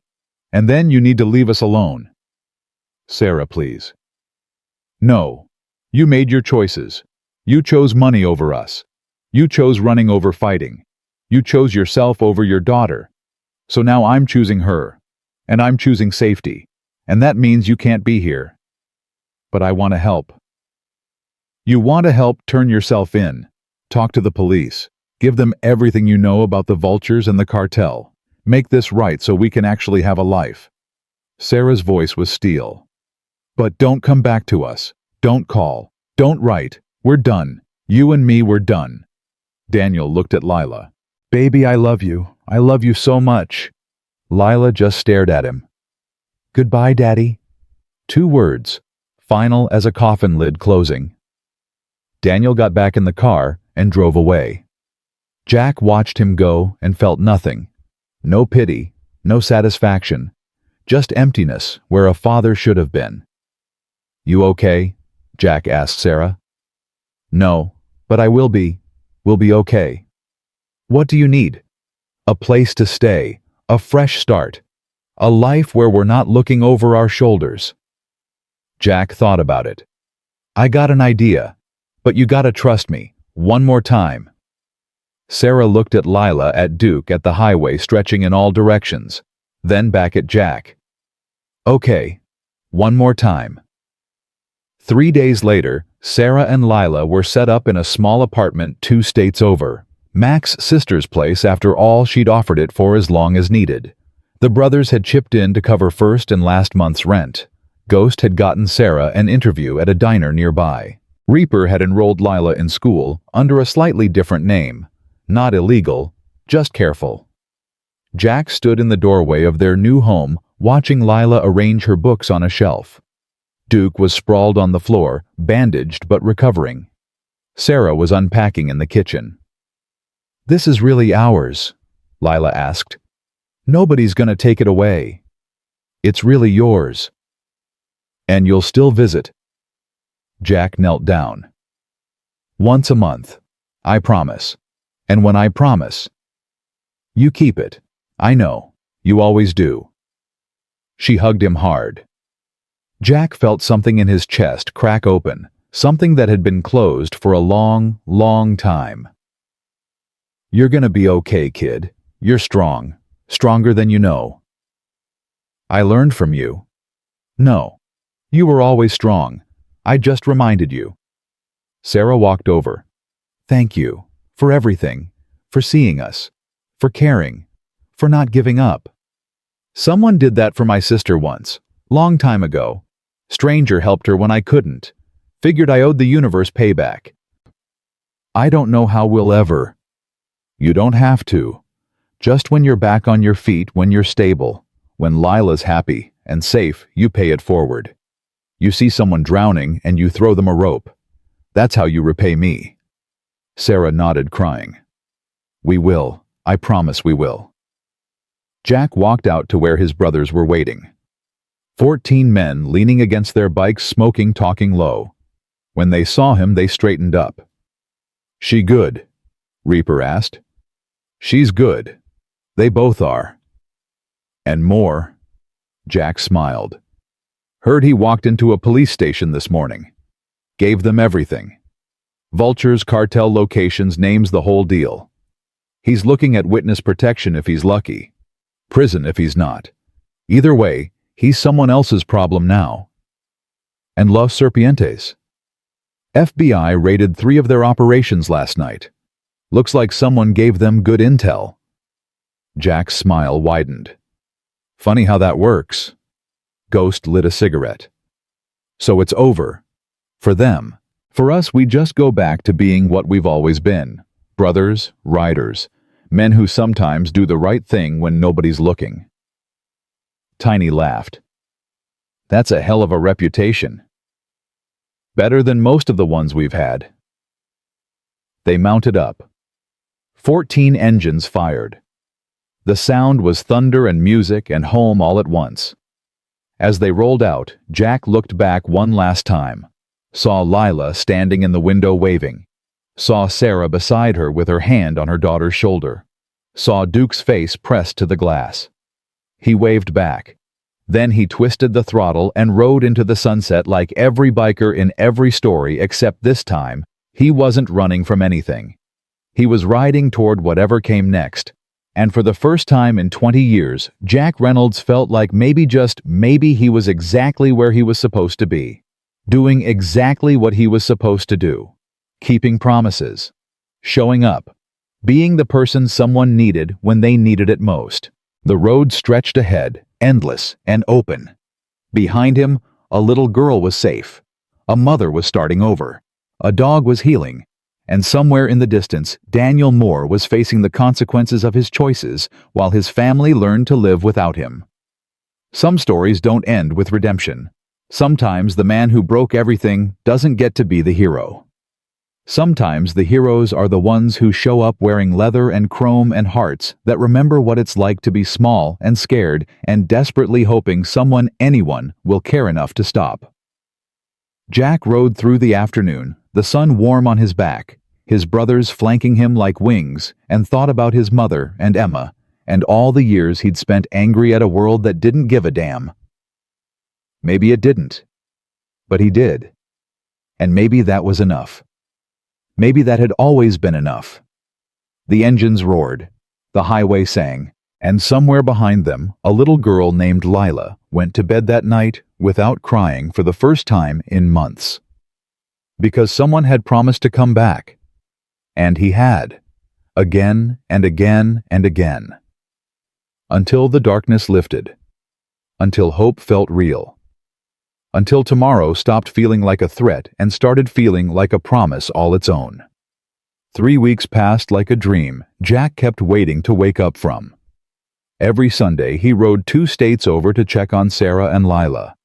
Every Sunday he found them a little more settled, a little less scared, a little closer to whatever normal looked like after everything had been ripped apart and stitched back together wrong. But this Sunday felt different. Jack pulled up to the apartment, and something was off. The door was open, not wide, just cracked, like someone had left in a hurry, or someone had come in who shouldn't have. His hand went to the knife on his belt. "Sarah," he called out, pushing the door open slow. "Lila." No answer. The apartment was quiet. Too quiet. Duke wasn't barking. No TV playing. No sounds of cooking or Lila's voice reading out loud like she did when she was nervous. Jack stepped inside. The living room looked normal. Books on the shelf. Lila's backpack by the couch. Sarah's jacket on a chair. Then he saw it. A coffee cup shattered on the floor. Coffee spreading across the tile. Still warm. "Sarah!" Jack's voice was urgent now. "Lila!" A sound from the bedroom. Soft. Like someone trying not to cry. Jack moved fast. Pushed the door open and found Sarah sitting on the bed holding Lila, both of them shaking. Duke was pressed against Lila's legs, hackles up, teeth bared at the window. What happened? Jack asked, keeping his voice calm even though his heart was hammering. Sarah looked up. Her face was pale. Someone was watching us, standing across the street. Same black SUV from before. They were there when I got home from work, just sitting there, watching. How long ago? 10 minutes. Maybe 15. I grabbed Lila and came inside and locked everything, and I didn't know what to do, so I just waited. Jack went to the window and looked out. The street was empty now. No SUV, no people, nothing. But that didn't mean they were gone. Pack a bag, Jack said. Both of you, right now. But we just got settled. I don't care. Someone found you. I don't know how, but they did. We move you again, tonight. Lila's voice was small. Will we ever get to stop running? Jack crouched down in front of her. Yeah, kid. We will. But not yet. Not until we know for sure you're safe. I'm tired of being scared. I know. Me too. But scared and alive beats the alternative. Sarah was already pulling clothes out of drawers, throwing them into a duffel. Her hands were shaking so bad she kept dropping things. How did they find us? She asked. We were so careful. We didn't tell anyone where we were going. We didn't... Jack's phone buzzed. Text from Ghost. We got a problem. Daniel Moore is missing. Never showed up for his federal interview. Marshals can't find him. Jack felt ice in his veins. Son of a bitch. What? Sarah turned. What is it? Daniel. He ran. He was supposed to give testimony to the feds, and he disappeared. Sarah's face went from pale to red. Are you telling me after everything? After we gave him a chance to make this right, he ran again? Looks that way. So the deal's off. The protection's off.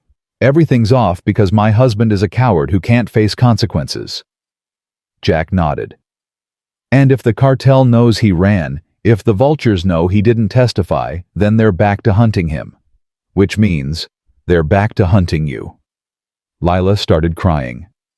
I want this to be over. I just want it to be over. Sarah pulled her close. I know, baby. I know. Jack's mind was racing. If Daniel had run, that meant he was desperate. And desperate men did unpredictable things. Dangerous things. Where would he go? Jack asked Sarah. If he was scared and alone and out of options, where would Daniel go? I don't know. He doesn't have family. His parents are dead. He doesn't have real friends, just people he used to drink with or ride with. Sarah stopped. Wait. There's one place. His uncle's cabin. In Colorado. He used to talk about it when we first got married. Said it was where he went when he needed to think. Said nobody knew about it except him. You got an address? No, but I remember the town. Ridgeway. Small place. His uncle's last name was Moore, too. Thomas Moore. Jack was already texting Ghost. Need you to find a property. Ridgeway, Colorado. Owned by Thomas Moore. ASAP. The response came back in less than a minute. On it. We're leaving, Jack said. Right now. Get in my truck. We're going somewhere they won't think to look. Where? The clubhouse, the garage. It's the last place they'd expect. Sarah hesitated. You want us to hide with a motorcycle gang? I want you surrounded by 14 men who are heavily armed and extremely motivated to keep you alive. Yeah. She grabbed the bag. Let's go. They made it to the truck and pulled out fast. Jack kept checking mirrors. No black SUV, no tails. But that didn't mean anything. Halfway to the clubhouse, his phone rang. Ghost. Found the cabin. Want me to send coordinates? Send them, and get everyone ready. We're coming in hot. What's happening? Daniel ran. They found Sarah and Lila. We're out of time. Jesus. Okay, we'll be ready. Jack pulled into the garage 20 minutes later. The brothers were already there, bikes lined up, weapons laid out, faces grim. This wasn't a social call. This was war prep. Reaper saw Sarah and Lila, and his expression softened. Hey kid, you okay? Lila shook her head. No, I'm not okay. I'm scared and I'm tired and I want my daddy to stop ruining everything. Yeah, that's fair. Tiny came over with blankets. Set them up in the back room. Got a couch TV, some snacks. It ain't much, but it's safe. Sarah looked around at these rough men with their scars and their leather and their weapons, and Jack saw her shoulders finally relax. Just a little. Because for the first time in weeks, she was somewhere that felt protected. Thank you, she said to all of them. I don't know what we did to deserve. You didn't do anything, Max said. You just had the bad luck of marrying a coward. But that ain't on you. That's on him. Ghost walked over to Jack. Got something you need to see. They stepped outside. Ghost pulled up his phone and showed Jack surveillance footage, grainy but clear enough.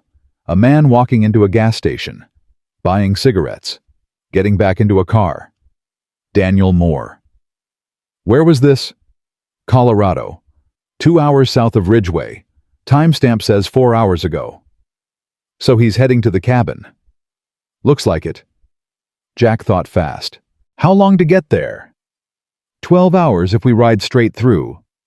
And how long before the cartel or the vultures figure out where he is? If they're smart, already figured it out. They probably got someone watching the uncle's property right now. Jack looked back at the garage, at Lila sitting on the couch wrapped in a blanket with Duke's head in her lap, at Sarah trying to pretend everything was fine when it clearly wasn't. I'm going to Colorado, Jack said. I'm going to find Daniel, and I'm going to drag him back here to face what he's done. You'll need backup. I'll take Reaper and Tiny. Everyone else stays here. Protect Sarah and Lila. If anyone comes sniffing around cartel vultures cops, anyone you make them disappear. Understand? Ghost nodded. What about Daniel? What if he doesn't want to come back? Then I'll give him a choice. Come back and fix this, or I leave him to the people hunting him. Either way, this ends. They left at dawn, 3 riders pushing hard through changing weather and long stretches of empty highway. Jack's mind wouldn't settle, kept circling back to Lila's face, to Sarah's exhaustion, to the fact that one man's cowardice had created this entire mess. Daniel Moore needed to answer for that. They stopped once for gas and coffee. Jack called the clubhouse. How are they? He asked Ghost. Fine. Lila's watching cartoons. Sarah's sleeping. Duke's guarding the door like he's Secret Service. We're good. Anyone come by? Negative. All quiet. Keep it that way. They rode another 6 hours before the mountains started rising up ahead. Colorado was beautiful in a way that made Jack's chest ache. All that space, all that sky, all that freedom that felt like a lie when you were running from something. They found the cabin just before sunset. Small place tucked into trees at the end of a dirt road. One car parked outside. Lights on inside. Daniel was home, but so was someone else. 2 motorcycles were parked behind a shed, vultures' patches visible even from a distance. Shit, Reaper whispered. They beat us here.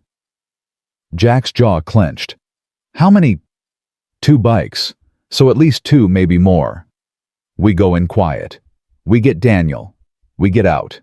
No heroics. They ditched their bikes a quarter-mile back and moved in on foot. Jack could hear voices from inside the cabin, shouting, someone pleading. Daniel. Jack signaled Reaper and Tiny to flank. He took the front door, counted to 3, kicked it in. The scene inside was bad. Daniel was on his knees, hands tied behind his back, blood running from his nose. 2 vultures stood over him, one with a bat, one with a gun. A third was searching through drawers, throwing papers everywhere. They all turned when Jack came through the door. Who the hell? Jack didn't let him finish. He hit the one with the gun first, disarmed him, threw him into a wall. Reaper came in from the side window and took the one with the bat. Tiny grabbed the third and lifted him off the ground like a rag doll. 30 seconds. 3 men down. Daniel staring in disbelief. Jack, what are you? How did you? Jack cut his ties. We're leaving, right now. But I can't, they'll kill me. They'll kill you if you stay. At least if you come with me, you got a chance to make this right. One of the vultures groaned and tried to sit up. Jack kicked him back down. Not hard enough to kill, just hard enough to keep him down. You got 5 seconds to decide, Jack said to Daniel. Stay here and die, or come with me and face what you did. Daniel looked at the unconscious vultures, looked at the blood on the floor, looked at Jack. I don't deserve help. No, you don't. But your daughter deserves a father who tried. Even if he failed. Even if he screwed up everything along the way. She deserves to know he tried. Daniel's face crumpled. I'm so scared, Jack. I'm so scared all this time. I don't know how to stop being scared. You don't stop being scared. You just do the right thing anyway. That's all courage is. Being terrified and showing up anyway. Daniel stood up on shaking legs. Okay, let's go. They made it halfway to the bikes before headlights lit up the road. More vehicles coming. Lots of them. Cartel, Tiny said. Gotta be. How many? 3 SUVs, maybe 15 men. Jack looked at Daniel. You know another way out of here. There's a trail through the woods, leads down to the highway, but it's rough. We'd have to go on foot. Better than dead. Move. They ran into the trees as engines roared up to the cabin, shouting in Spanish, gunfire. The vultures had woken up, and now everyone was shooting at everyone. Jack and his crew kept moving through the dark. Daniel was gasping out of shape, stumbling every few steps. Tiny had to practically carry him. I can't keep going. You can and you will, Jack snarled. You put your wife and daughter through hell. You put all of us through hell. So you're gonna keep moving if I have to drag you. They reached the highway just as more vehicles pulled up, headlights sweeping through trees, looking for them. Our bikes are a mile back, Reaper said. We'll never make it on foot. Jack was about to respond when a semi-truck pulled over. The driver leaned out. You boys need a ride. Jack stared. What? I said, do you need a ride? Looks like you got trouble back there, and I don't ask questions. Get in. They didn't have to be told twice. All 5 of them scrambled into the cab. The driver hit the gas, and they rolled away just as the SUVs broke through the tree line. Who the hell are you? Jack asked. The driver grinned. He was older, maybe 60, with a gray beard and kind eyes. Name's Frank. I drive this road every week, and about 30 years ago some bikers pulled me out of a burning car on a highway outside Reno. Saved my life. So when I see bikers in trouble, I return the favor. It's how this works. Jack felt something in his chest tighten. Thank you. Don't mention it. Where you headed? East, far as you're going. I'm going to Kansas. That work? Perfect. They rode in silence for an hour. Daniel sat in the back, crying quietly. Tiny and Reaper watched out the mirrors for tails. Jack stared at the road and thought about chains of kindness that stretched across decades. About strangers who helped strangers who helped strangers. About the way good things echoed forward if you let them. Frank dropped them at a truck stop in Kansas just after midnight. They shook hands and he drove off into the darkness without asking for anything in return. Good people still exist, Reaper said quietly. Yeah, they do. They called Ghost. We got him. We're coming home. Thank God. Sarah's been climbing the walls. Lila keeps asking if you're okay. Tell them we're fine. Tell them we'll be there tomorrow. They found their bikes where they'd stashed them thanks to a tow truck driver Mac had called in a favor from. Loaded up. Started the long ride home. Daniel rode in the back of a pickup truck Tiny hot-wired. He sat with his head in his hands the whole way. I don't know what to say to them, he said at one point. I don't know how to apologize for what I've done.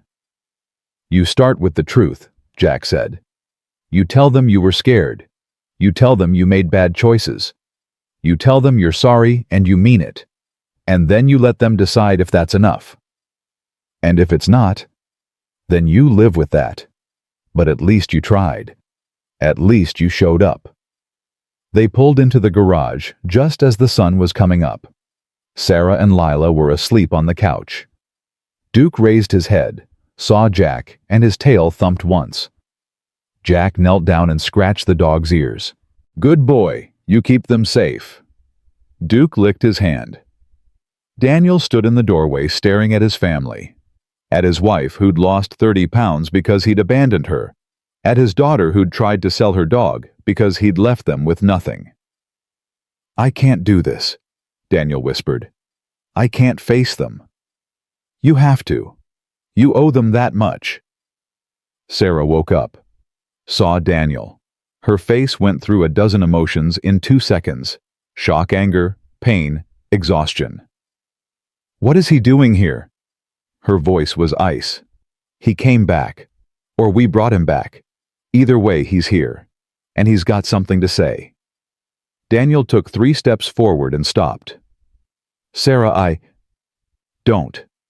Sarah stood up, careful not to wake Lila. "Don't you dare say you're sorry. Don't you dare stand there and cry and expect me to forgive you. I'm not expecting, I just wanted you to know that That you love us, that you never meant for any of this to happen, that you were scared." Sarah's voice was shaking. "I was scared too, Daniel. Every single day. Scared we'd starve. Scared we'd lose the house. Scared that men would come for us because of what you did. And you weren't there. You weren't there and you didn't care." "I did care. I cared so much it was killing me. That's why I ran. Because I thought if I disappeared, they'd leave you alone." "Well, you thought wrong. They came for us anyway. They took our daughter. They put a gun to my head. And you know who saved us, not you. Him." She pointed at Jack. "A stranger. A man we didn't even know. He saved us. He protected us. He did what you should have done." Daniel was openly sobbing now. I know I failed you. I failed both of you. And I don't know how to fix it. I don't know how to be the man you needed me to be." "Then learn. Start now. Today. Be better." How do I do that?" Sarah looked at him for a long time. "You turn yourself in. You give testimony like you promised. You make sure the people who hurt us go to prison. And then you stay away. You let us heal. You let us build a life without you. But I want to be part of your life. You lost that right. You don't get to come back and play daddy after everything you put us through. You don't get to walk back in and expect Lila to forgive you." As if hearing her name summoned her, Lila stirred and opened her eyes. She saw Daniel and went completely still. "Daddy," Daniel's voice broke. "Hey, baby girl." Lila looked at him, looked at Jack, looked at her mother. "Why is he here?" "Mr. Jack brought him back," Sarah said gently. "Your father has something he needs to say." Lila stood up, walked over to Daniel, looked up at him with those old young eyes that had seen too much. "Why did you leave?" "I was scared." "So was I. But I didn't leave. Mommy didn't leave. We stayed even when things were bad. Why didn't you?" Daniel had no answer, no excuse, nothing that would make sense to an 8-year-old who'd learned that love meant staying. "I'm sorry," he finally said. "I'm so sorry." Lila nodded slowly. Okay. Yeah, I forgive you, but I don't want you to be my daddy anymore. I want Mr. Jack to be my daddy." The words hung in the air like shattered glass. Jack felt his heart stop. "Kid, you came back every time. You kept your promises. You made me feel safe." Lila looked at him with complete trust. "That's what daddies do. And you did it, not him." Daniel broke, fell to his knees sobbing. Sarah had tears streaming down her face. The brothers standing around the garage all looked away, giving them privacy in their grief. Jack walked over to Lila and knelt down. "I'm honored you'd say that. More than you know. But I'm not your daddy. I'm your friend. And I'll always be your friend. Always. Promise? I promise. But he's not my friend. He left us. Jack looked at Daniel. Yeah, he did. And that's something he'll have to live with for the rest of his life. But maybe someday, not today, not tomorrow, but someday you'll be ready to hear why he did it. And maybe you'll understand. Or maybe you won't. But that's for you to decide when you're older. Lila thought about that, then nodded. Okay, but not today. Not today. Daniel stood on shaking legs, looked at Sarah. I'll turn myself in. I'll testify. I'll do whatever it takes to keep you both safe. And then I'll let you go, if that's what you want. It is, Sarah said softly. It's what we need. Jack called Sully. Within 2 hours, federal marshals showed up to take Daniel into custody. He went quietly, looked back once at his family, then disappeared into a van that drove away toward a future full of courtrooms and consequences. When he was gone, Sarah finally exhaled. Is it over? She asked. Yeah, Jack said. It's over. What happens now? Now you go back to your apartment. You go back to work. Lila goes back to school. You live your life. And we check in. Make sure you're okay. Make sure you stay safe. And the cartel, the vultures. With Daniel's testimony, most of them will be in prison in the next 6 months. The rest will scatter. You'll be safe. Sarah looked at her daughter. At Duke. At this garage full of rough men who'd become protectors. Thank you. All of you. I don't have words for what you've done for us. Mac stepped forward. You don't need words. You just need to be happy. That's payment enough. 3 months later, Jack rolled up to Sarah and Lila's apartment on a Sunday afternoon like always. He knocked, waited. Lila opened the door with a huge smile. Mr. Jack, you're here. Told you I'd come back. You always do. Inside the apartment felt different. Warmer, fuller. Pictures on the walls, flowers on the table, the smell of something baking. Sarah came out of the kitchen, wiping her hands on a towel. She looked good, healthy, happy in a way she hadn't been before. Hey, Jack. Hey, yourself. You look good.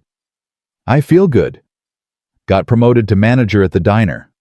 Lila made honor roll. Duke learned a new trick, watch this. Duke shake. The dog lifted his paw. Jack shook it solemnly. Impressive. Lila was bouncing on her toes. And I wrote a story for school. Want to hear it? Absolutely. She ran and got a notebook. Read him a story about a girl and her dog and a biker who taught them both that family wasn't always blood, sometimes it was choice. Jack listened with a lump in his throat. When she finished, she looked up at him. Do you like it? It's perfect, kid. Just perfect. They had dinner together, spaghetti and meatballs. They laughed. They told stories. Duke begged for scraps. It felt like family. When it was time to leave, Lila hugged him tight. See you next month. Next month, promise. Jack walked out to his bike and Sarah followed. Thank you, she said, for everything, for giving us a chance to be okay. You did the hard part. I just showed up. Sometimes that's all people need, someone to show up. Jack nodded, fired up his engine, rode off into the evening with the sun setting at his back and the road stretching ahead. Behind him, a mother and daughter waved from their doorway, safe, happy, free. And somewhere in a federal prison, Daniel Moore sat in a cell thinking about the family he'd lost and the choices that brought him there. But that was his story to carry now. Sarah and Lila had moved on, built something new from the wreckage, proved that sometimes the worst things break you in ways that let you heal stronger. Jack rode through the night thinking about his mother, about Emma, about all the people he couldn't save. But he'd saved Lila. He'd saved Sarah. And maybe that was enough. Maybe that had always been enough. The road sang beneath his tires. His brothers were waiting at the clubhouse with beer and stories and the kind of friendship that didn't need words. Tomorrow would bring new problems, new people who needed help, new reasons to prove that not everyone walks away. But tonight Jack Reynolds rode home knowing he'd kept his promises. All of them. And in the end, that was all any man could do. Show up, keep your word, stand between the darkness and the people who couldn't stand anymore. Again and again and again. Until the darkness blinked first. 6 months rolled by like pages in a book Jack never thought he'd get to read. Every Sunday, without fail, he rode 2 states over to check on Sarah and Lila. Every Sunday they had dinner together. Every Sunday, Lila would tell him about school, about her friends, about the life she was building that didn't include fear anymore. But this Sunday, when Jack pulled up to the apartment, something felt different. Better different. There were balloons tied to the porch railing, music playing inside, voices, lots of them laughing and talking over each other. Jack knocked and Lila threw the door open with the biggest smile he'd ever seen. "Mr. Jack, you're here. Come in, come in." Inside, the apartment was packed. The brothers were all there, Ghost Reaper, Tiny, Mac, Snake, Crow. Mrs. Chen from next door, Eddie from the hardware store, Frank the truck driver who'd saved them in Colorado. Even Sully had shown up. Sarah stood in the middle of it all, wearing a dress Jack had never seen before, her hair done up, looking healthy and happy and whole. "What's all this?" Jack asked. "It's a celebration," Sarah said. "For you. For all of you. Because 6 months ago you saved our lives, and we never properly said thank you. You didn't have to. Yes, we did. You gave us everything. The least we can do is give you dinner and cake and one night where you know how much you matter." Jack felt his throat get tight. Around him, his brothers were grinning, slapping him on the back, making jokes to cover up the fact that they were all feeling the same thing. Pride, purpose, the knowledge that they'd done something that actually mattered. They ate, they laughed. They told stories about the rescue that got bigger and more exaggerated with each retelling, until Tiny was lifting cars with his bare hands, and Ghost was taking out 20 men single-handedly. Lila sat on Jack's lap the whole time, leaning against him like she'd known him her whole life instead of just 6 months. "Mr. Jack," she said quietly, during a lull in the conversation. "Yeah, kid. I wrote you something. Can I read it?" "Course you can." She pulled out a folded piece of paper covered in careful handwriting and crayon drawings of motorcycles and dogs. "It's called The Man Who Came Back," Lila said. Then she started reading. "Once there was a girl who thought nobody cared. Her daddy left and her mommy was sad and everything was broken. Then one day a man on a motorcycle stopped when everyone else kept driving. He saw her when she felt invisible. He helped when nobody else would. He kept his promises when everyone else broke theirs. He taught her that family isn't just blood. It's the people who show up, who stay, who keep coming back even when it's hard. He taught her that heroes don't wear capes. Sometimes they wear leather and ride motorcycles and have kind eyes even when their faces look scary. He saved her life. But more than that, he taught her she was worth saving." The end. The room was silent. Jack couldn't speak, couldn't breathe. Just held this little girl who'd somehow become the daughter he'd never had, and felt everything he'd been holding back for 20 years crack wide open. "That's beautiful, kid," he finally managed. "Best thing anyone's ever written about me." "It's true, though. You did save us." "No, you saved yourselves. I just reminded you that you could." Sarah was crying. Half the brothers were wiping their eyes and pretending they weren't. Even Ghost looked affected, and that man never showed emotion. The party went late into the night. Eventually, people started leaving thank yous and hugs and promises to stay in touch. The brothers rolled out in formation, engines rumbling their goodbye. Jack was the last to leave. He stood on the porch with Sarah while Lila got ready for bed inside. "She really loves you, you know," Sarah said. talks about you all the time. Mr. Jack this, Mr. Jack that. You're her hero. I'm just a guy who did the right thing. No, you're the guy who kept doing the right thing, over and over, even when it was hard, even when it would have been easier to walk away. Sarah paused. Daniel called last week. Jack felt his jaw tighten. Yeah, from prison. He wanted to know how we were doing, wanted to talk to Lila. Did you let him? I did. She talked to him for about 5 minutes, told him about school, about Duke, about you. He cried the whole time. Good. He should cry. He asked if she'd forgiven him. You know what she said? Jack shook his head. She said she's working on it. That forgiveness takes time, but she's trying because that's what good people do. Sarah smiled. She learned that from you too. I never said that. You didn't have to. You showed her.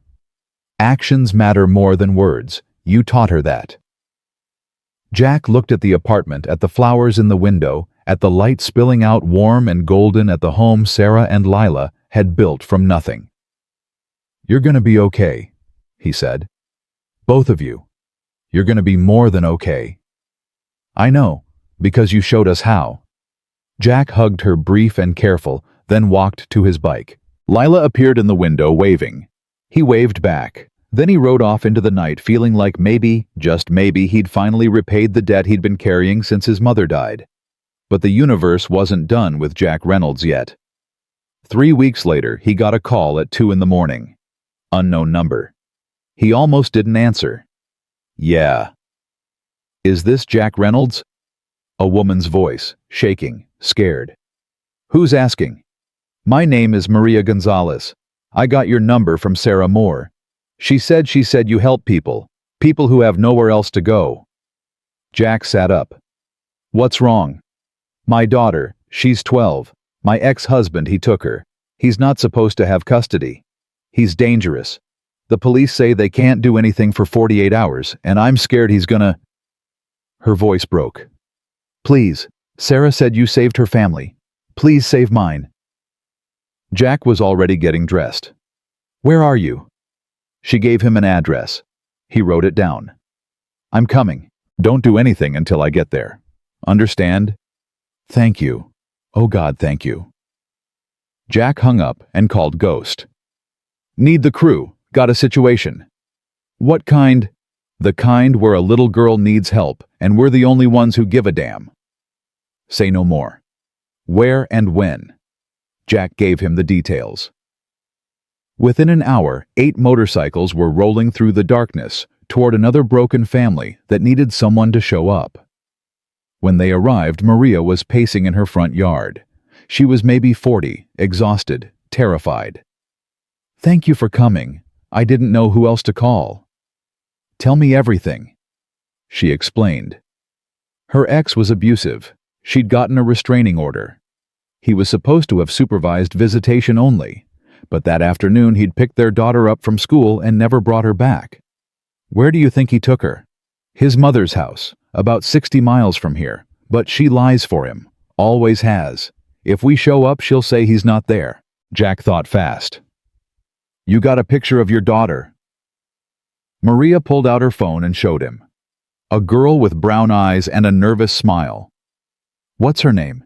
Isabella. Bella for short. Okay, Maria. Here's what's gonna happen. We're gonna go get Bella. We're gonna bring her home. And your ex is gonna learn what happens when you take kids from their mothers. But the police aren't moving fast enough. We are. They rode hard to the address Maria had given them. The house was dark, except for one light in the back. 2 cars in the driveway. Ghost checked his phone. Police database shows the ex has a warrant. Missed a court date 2 months ago. So he's already breaking the law just being here. Technically. Jack smiled. Good. Gives us cover.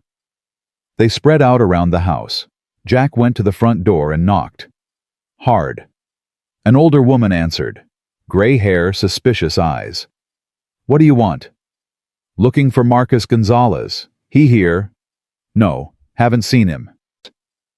That his car in the driveway? That's my car. Ma'am, we know he's here. We know he's got his daughter, and we know he's not supposed to. So, you can let us in peaceful, or we can make this difficult. I'm calling the police. Go ahead. They'll be real interested to hear you're harboring a fugitive with an active warrant. The woman's face went pale. From inside, Jack heard a voice. Mom, who is it?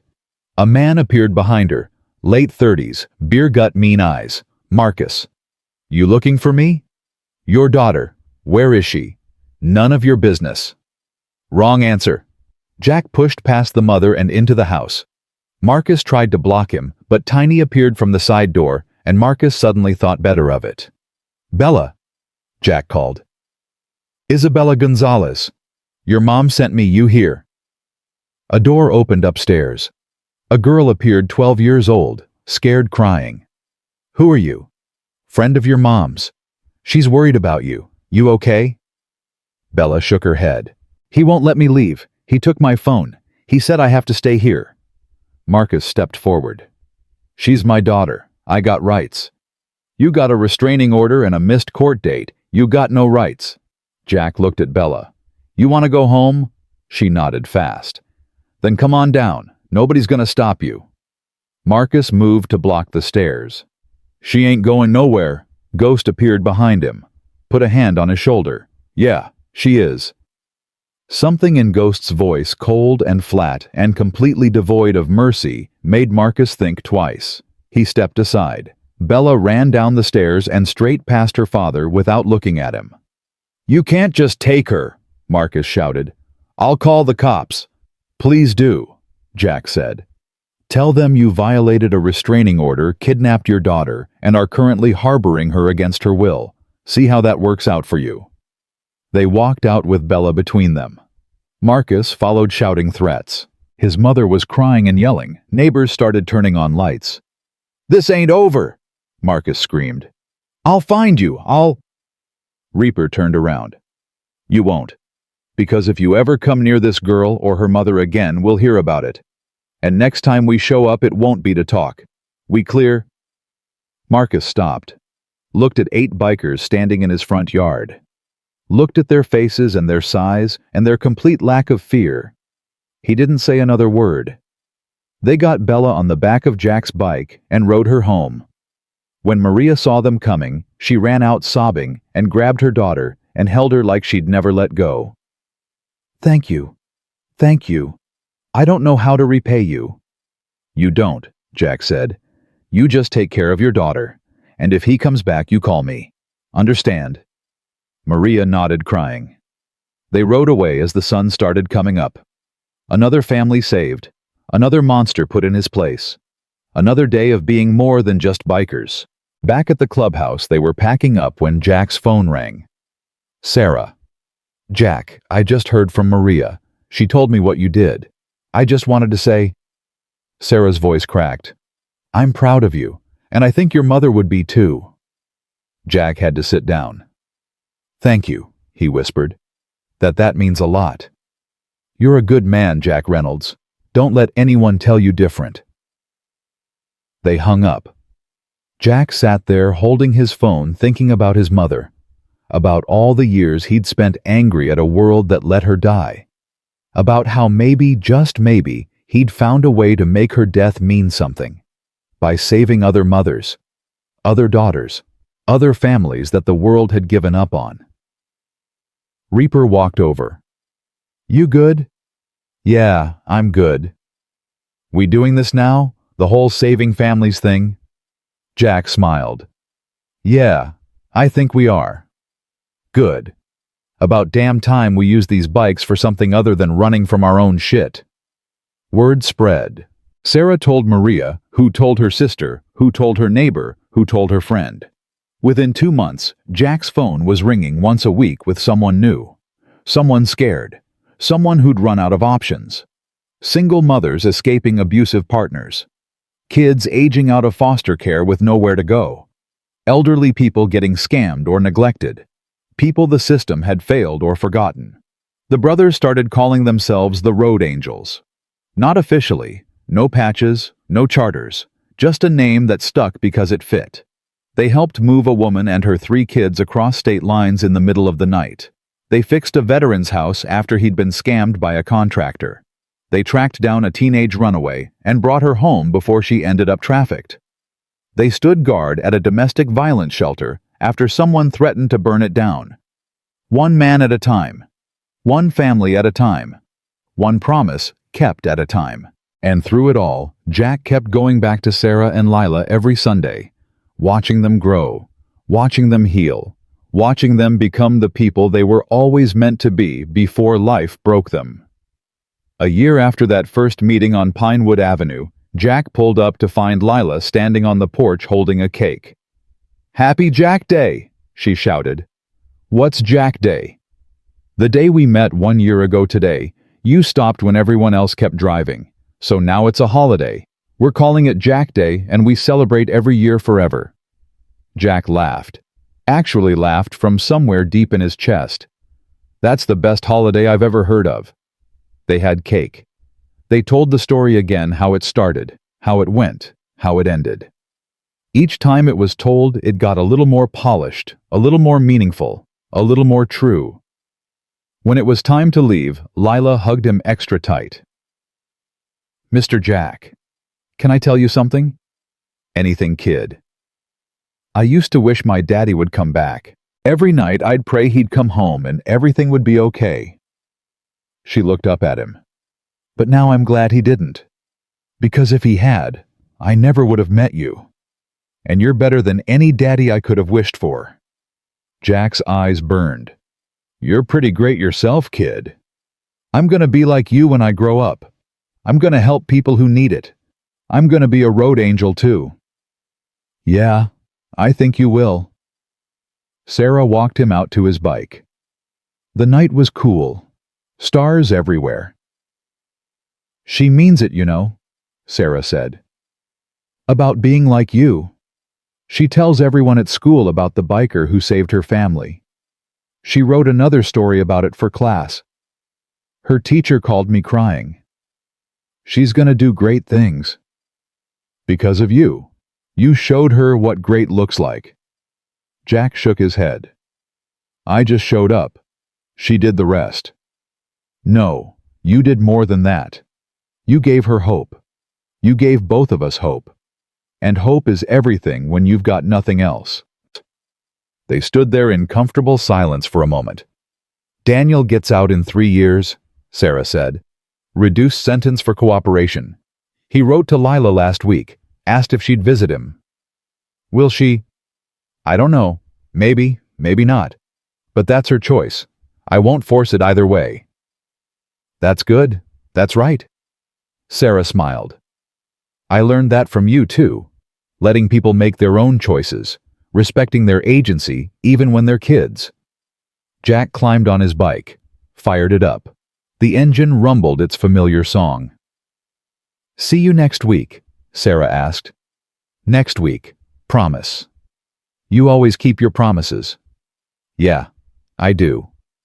He rode off into the night with the stars above him and the road ahead, and the knowledge that he'd finally done something his mother would be proud of. Years passed like chapters in a book that just kept getting better. Lila graduated middle school, then high school, got accepted to college on a full scholarship, studied social work because she wanted to help families like hers. Sarah got promoted to district manager, started dating a guy from the next town over, a teacher, kind and patient, and nothing like Daniel. They got married in a small ceremony where Lila walked her mother down the aisle, and Jack stood in the front row trying not to cry. The Road Angels kept growing. New members, new missions, new families saved. They set up a non-profit, official and legal, started getting donations, bought a building that became a shelter, hired social workers and counselors. They weren't just bikers anymore. They were a movement. And through it all, Jack kept his promise. Every Sunday he visited Sarah and Lila. As Lila got older and busier, the visits became monthly, then every few months. But they never stopped completely, because promises made to little girls who tried to sell their dogs don't expire. They last forever. 10 years after that first meeting, Jack got an invitation in the mail. Lila's college graduation. She'd included a note. "You have to come. You have to see what you helped build. Love, Lila." Jack rode 2 states over on a Saturday in May. The sun was shining. Birds were singing. Everything felt exactly right. He found Sarah in the crowd. She looked older but happy. Her husband was beside her. Duke had passed a few years back, but they'd gotten a new dog, a rescue named Hope. "She's so nervous," Sarah said. "Keeps asking if you're here yet. Wouldn't miss it for the world." The ceremony started. Names were called. Students walked across the stage. And then, Lila Marie Moore. She walked across that stage in her cap and gown, looking confident and strong and whole. She shook hands with the dean, accepted her diploma, and as she walked back, she caught Jack's eye and mouthed 2 words. "Thank you." Jack couldn't hold it back anymore. Tears streamed down his face, and he didn't care who saw. After the ceremony, Lila found him. She was 22 now, all grown up, but when she hugged him, she was still that 8-year-old girl with the cardboard sign. "I did it," she said. "I really did it. I never doubted you for a second. I'm going to work for a nonprofit, helping at-risk families, kids in crisis, people who need someone to show up. You're going to be amazing at it. I learned from the best." She pulled back and looked at him. "I know I never say this enough, but you changed my life, Mr. Jack. You and all your brothers. You proved that good people exist. That kindness is real. That promises mean something. And I'm going to spend the rest of my life proving that to other people." Jack couldn't speak. Just held her and let 22 years of pain and guilt and anger finally dissolve. That evening back at Sarah's house they had dinner. The brothers came, the ones who were still around. Reaper had passed 2 years ago. Ghost had moved to Montana. But Tiny and Mac and Snake were there. Older, grayer, but still standing. They told stories, laughed, remembered. When it got late and people started leaving, Jack stood to go. Lila walked him out. "You know what I realized the other day?" "What's that?" "The day we met when I was trying to sell Duke, I thought my life was ending. I thought I'd lost everything. But really, it was just beginning. Meeting you was the best thing that ever happened to me." "Meeting you was the best thing that ever happened to me too, kid." "You mean that?" "Every word. You reminded me why I'm here, what I'm supposed to be doing. You gave me purpose when I'd forgotten what that felt like." Lila hugged him one last time. "I love you, Mr. Jack. You're the best person I know." "I love you too, Lila. So damn much." He rode away as the sun set one final time. Rode toward whatever came next, toward new people who needed help, new promises to keep, new families to save. Because that's what he did now. That's who he was, not an outlaw, not a rebel, not a man running from his past. He was a road angel, a keeper of promises, a protector of the broken. A father figure to a girl who'd taught him that redemption wasn't about erasing the past. It was about building something better in the present. One choice at a time. One promise kept at a time. One family saved at a time. Jack Reynolds rode into the sunset that day, knowing 3 things for certain. 1. His mother would have been proud. 2. He'd finally paid back the debt he'd been carrying for 47 years. And 3. Some people leave when things get hard, but the ones worth knowing stay. Show up, keep coming back, and prove that love isn't just a feeling. It's a choice you make every single day to be there for the people who need you most. The engine roared, the highway stretched forever, and somewhere behind him, a young woman named Lila stood on her porch watching him go, knowing he'd be back next month, just like he promised. Just like he always did, just like he always would. Because that's what heroes do. They show up, they stay, they keep their promises, no matter what.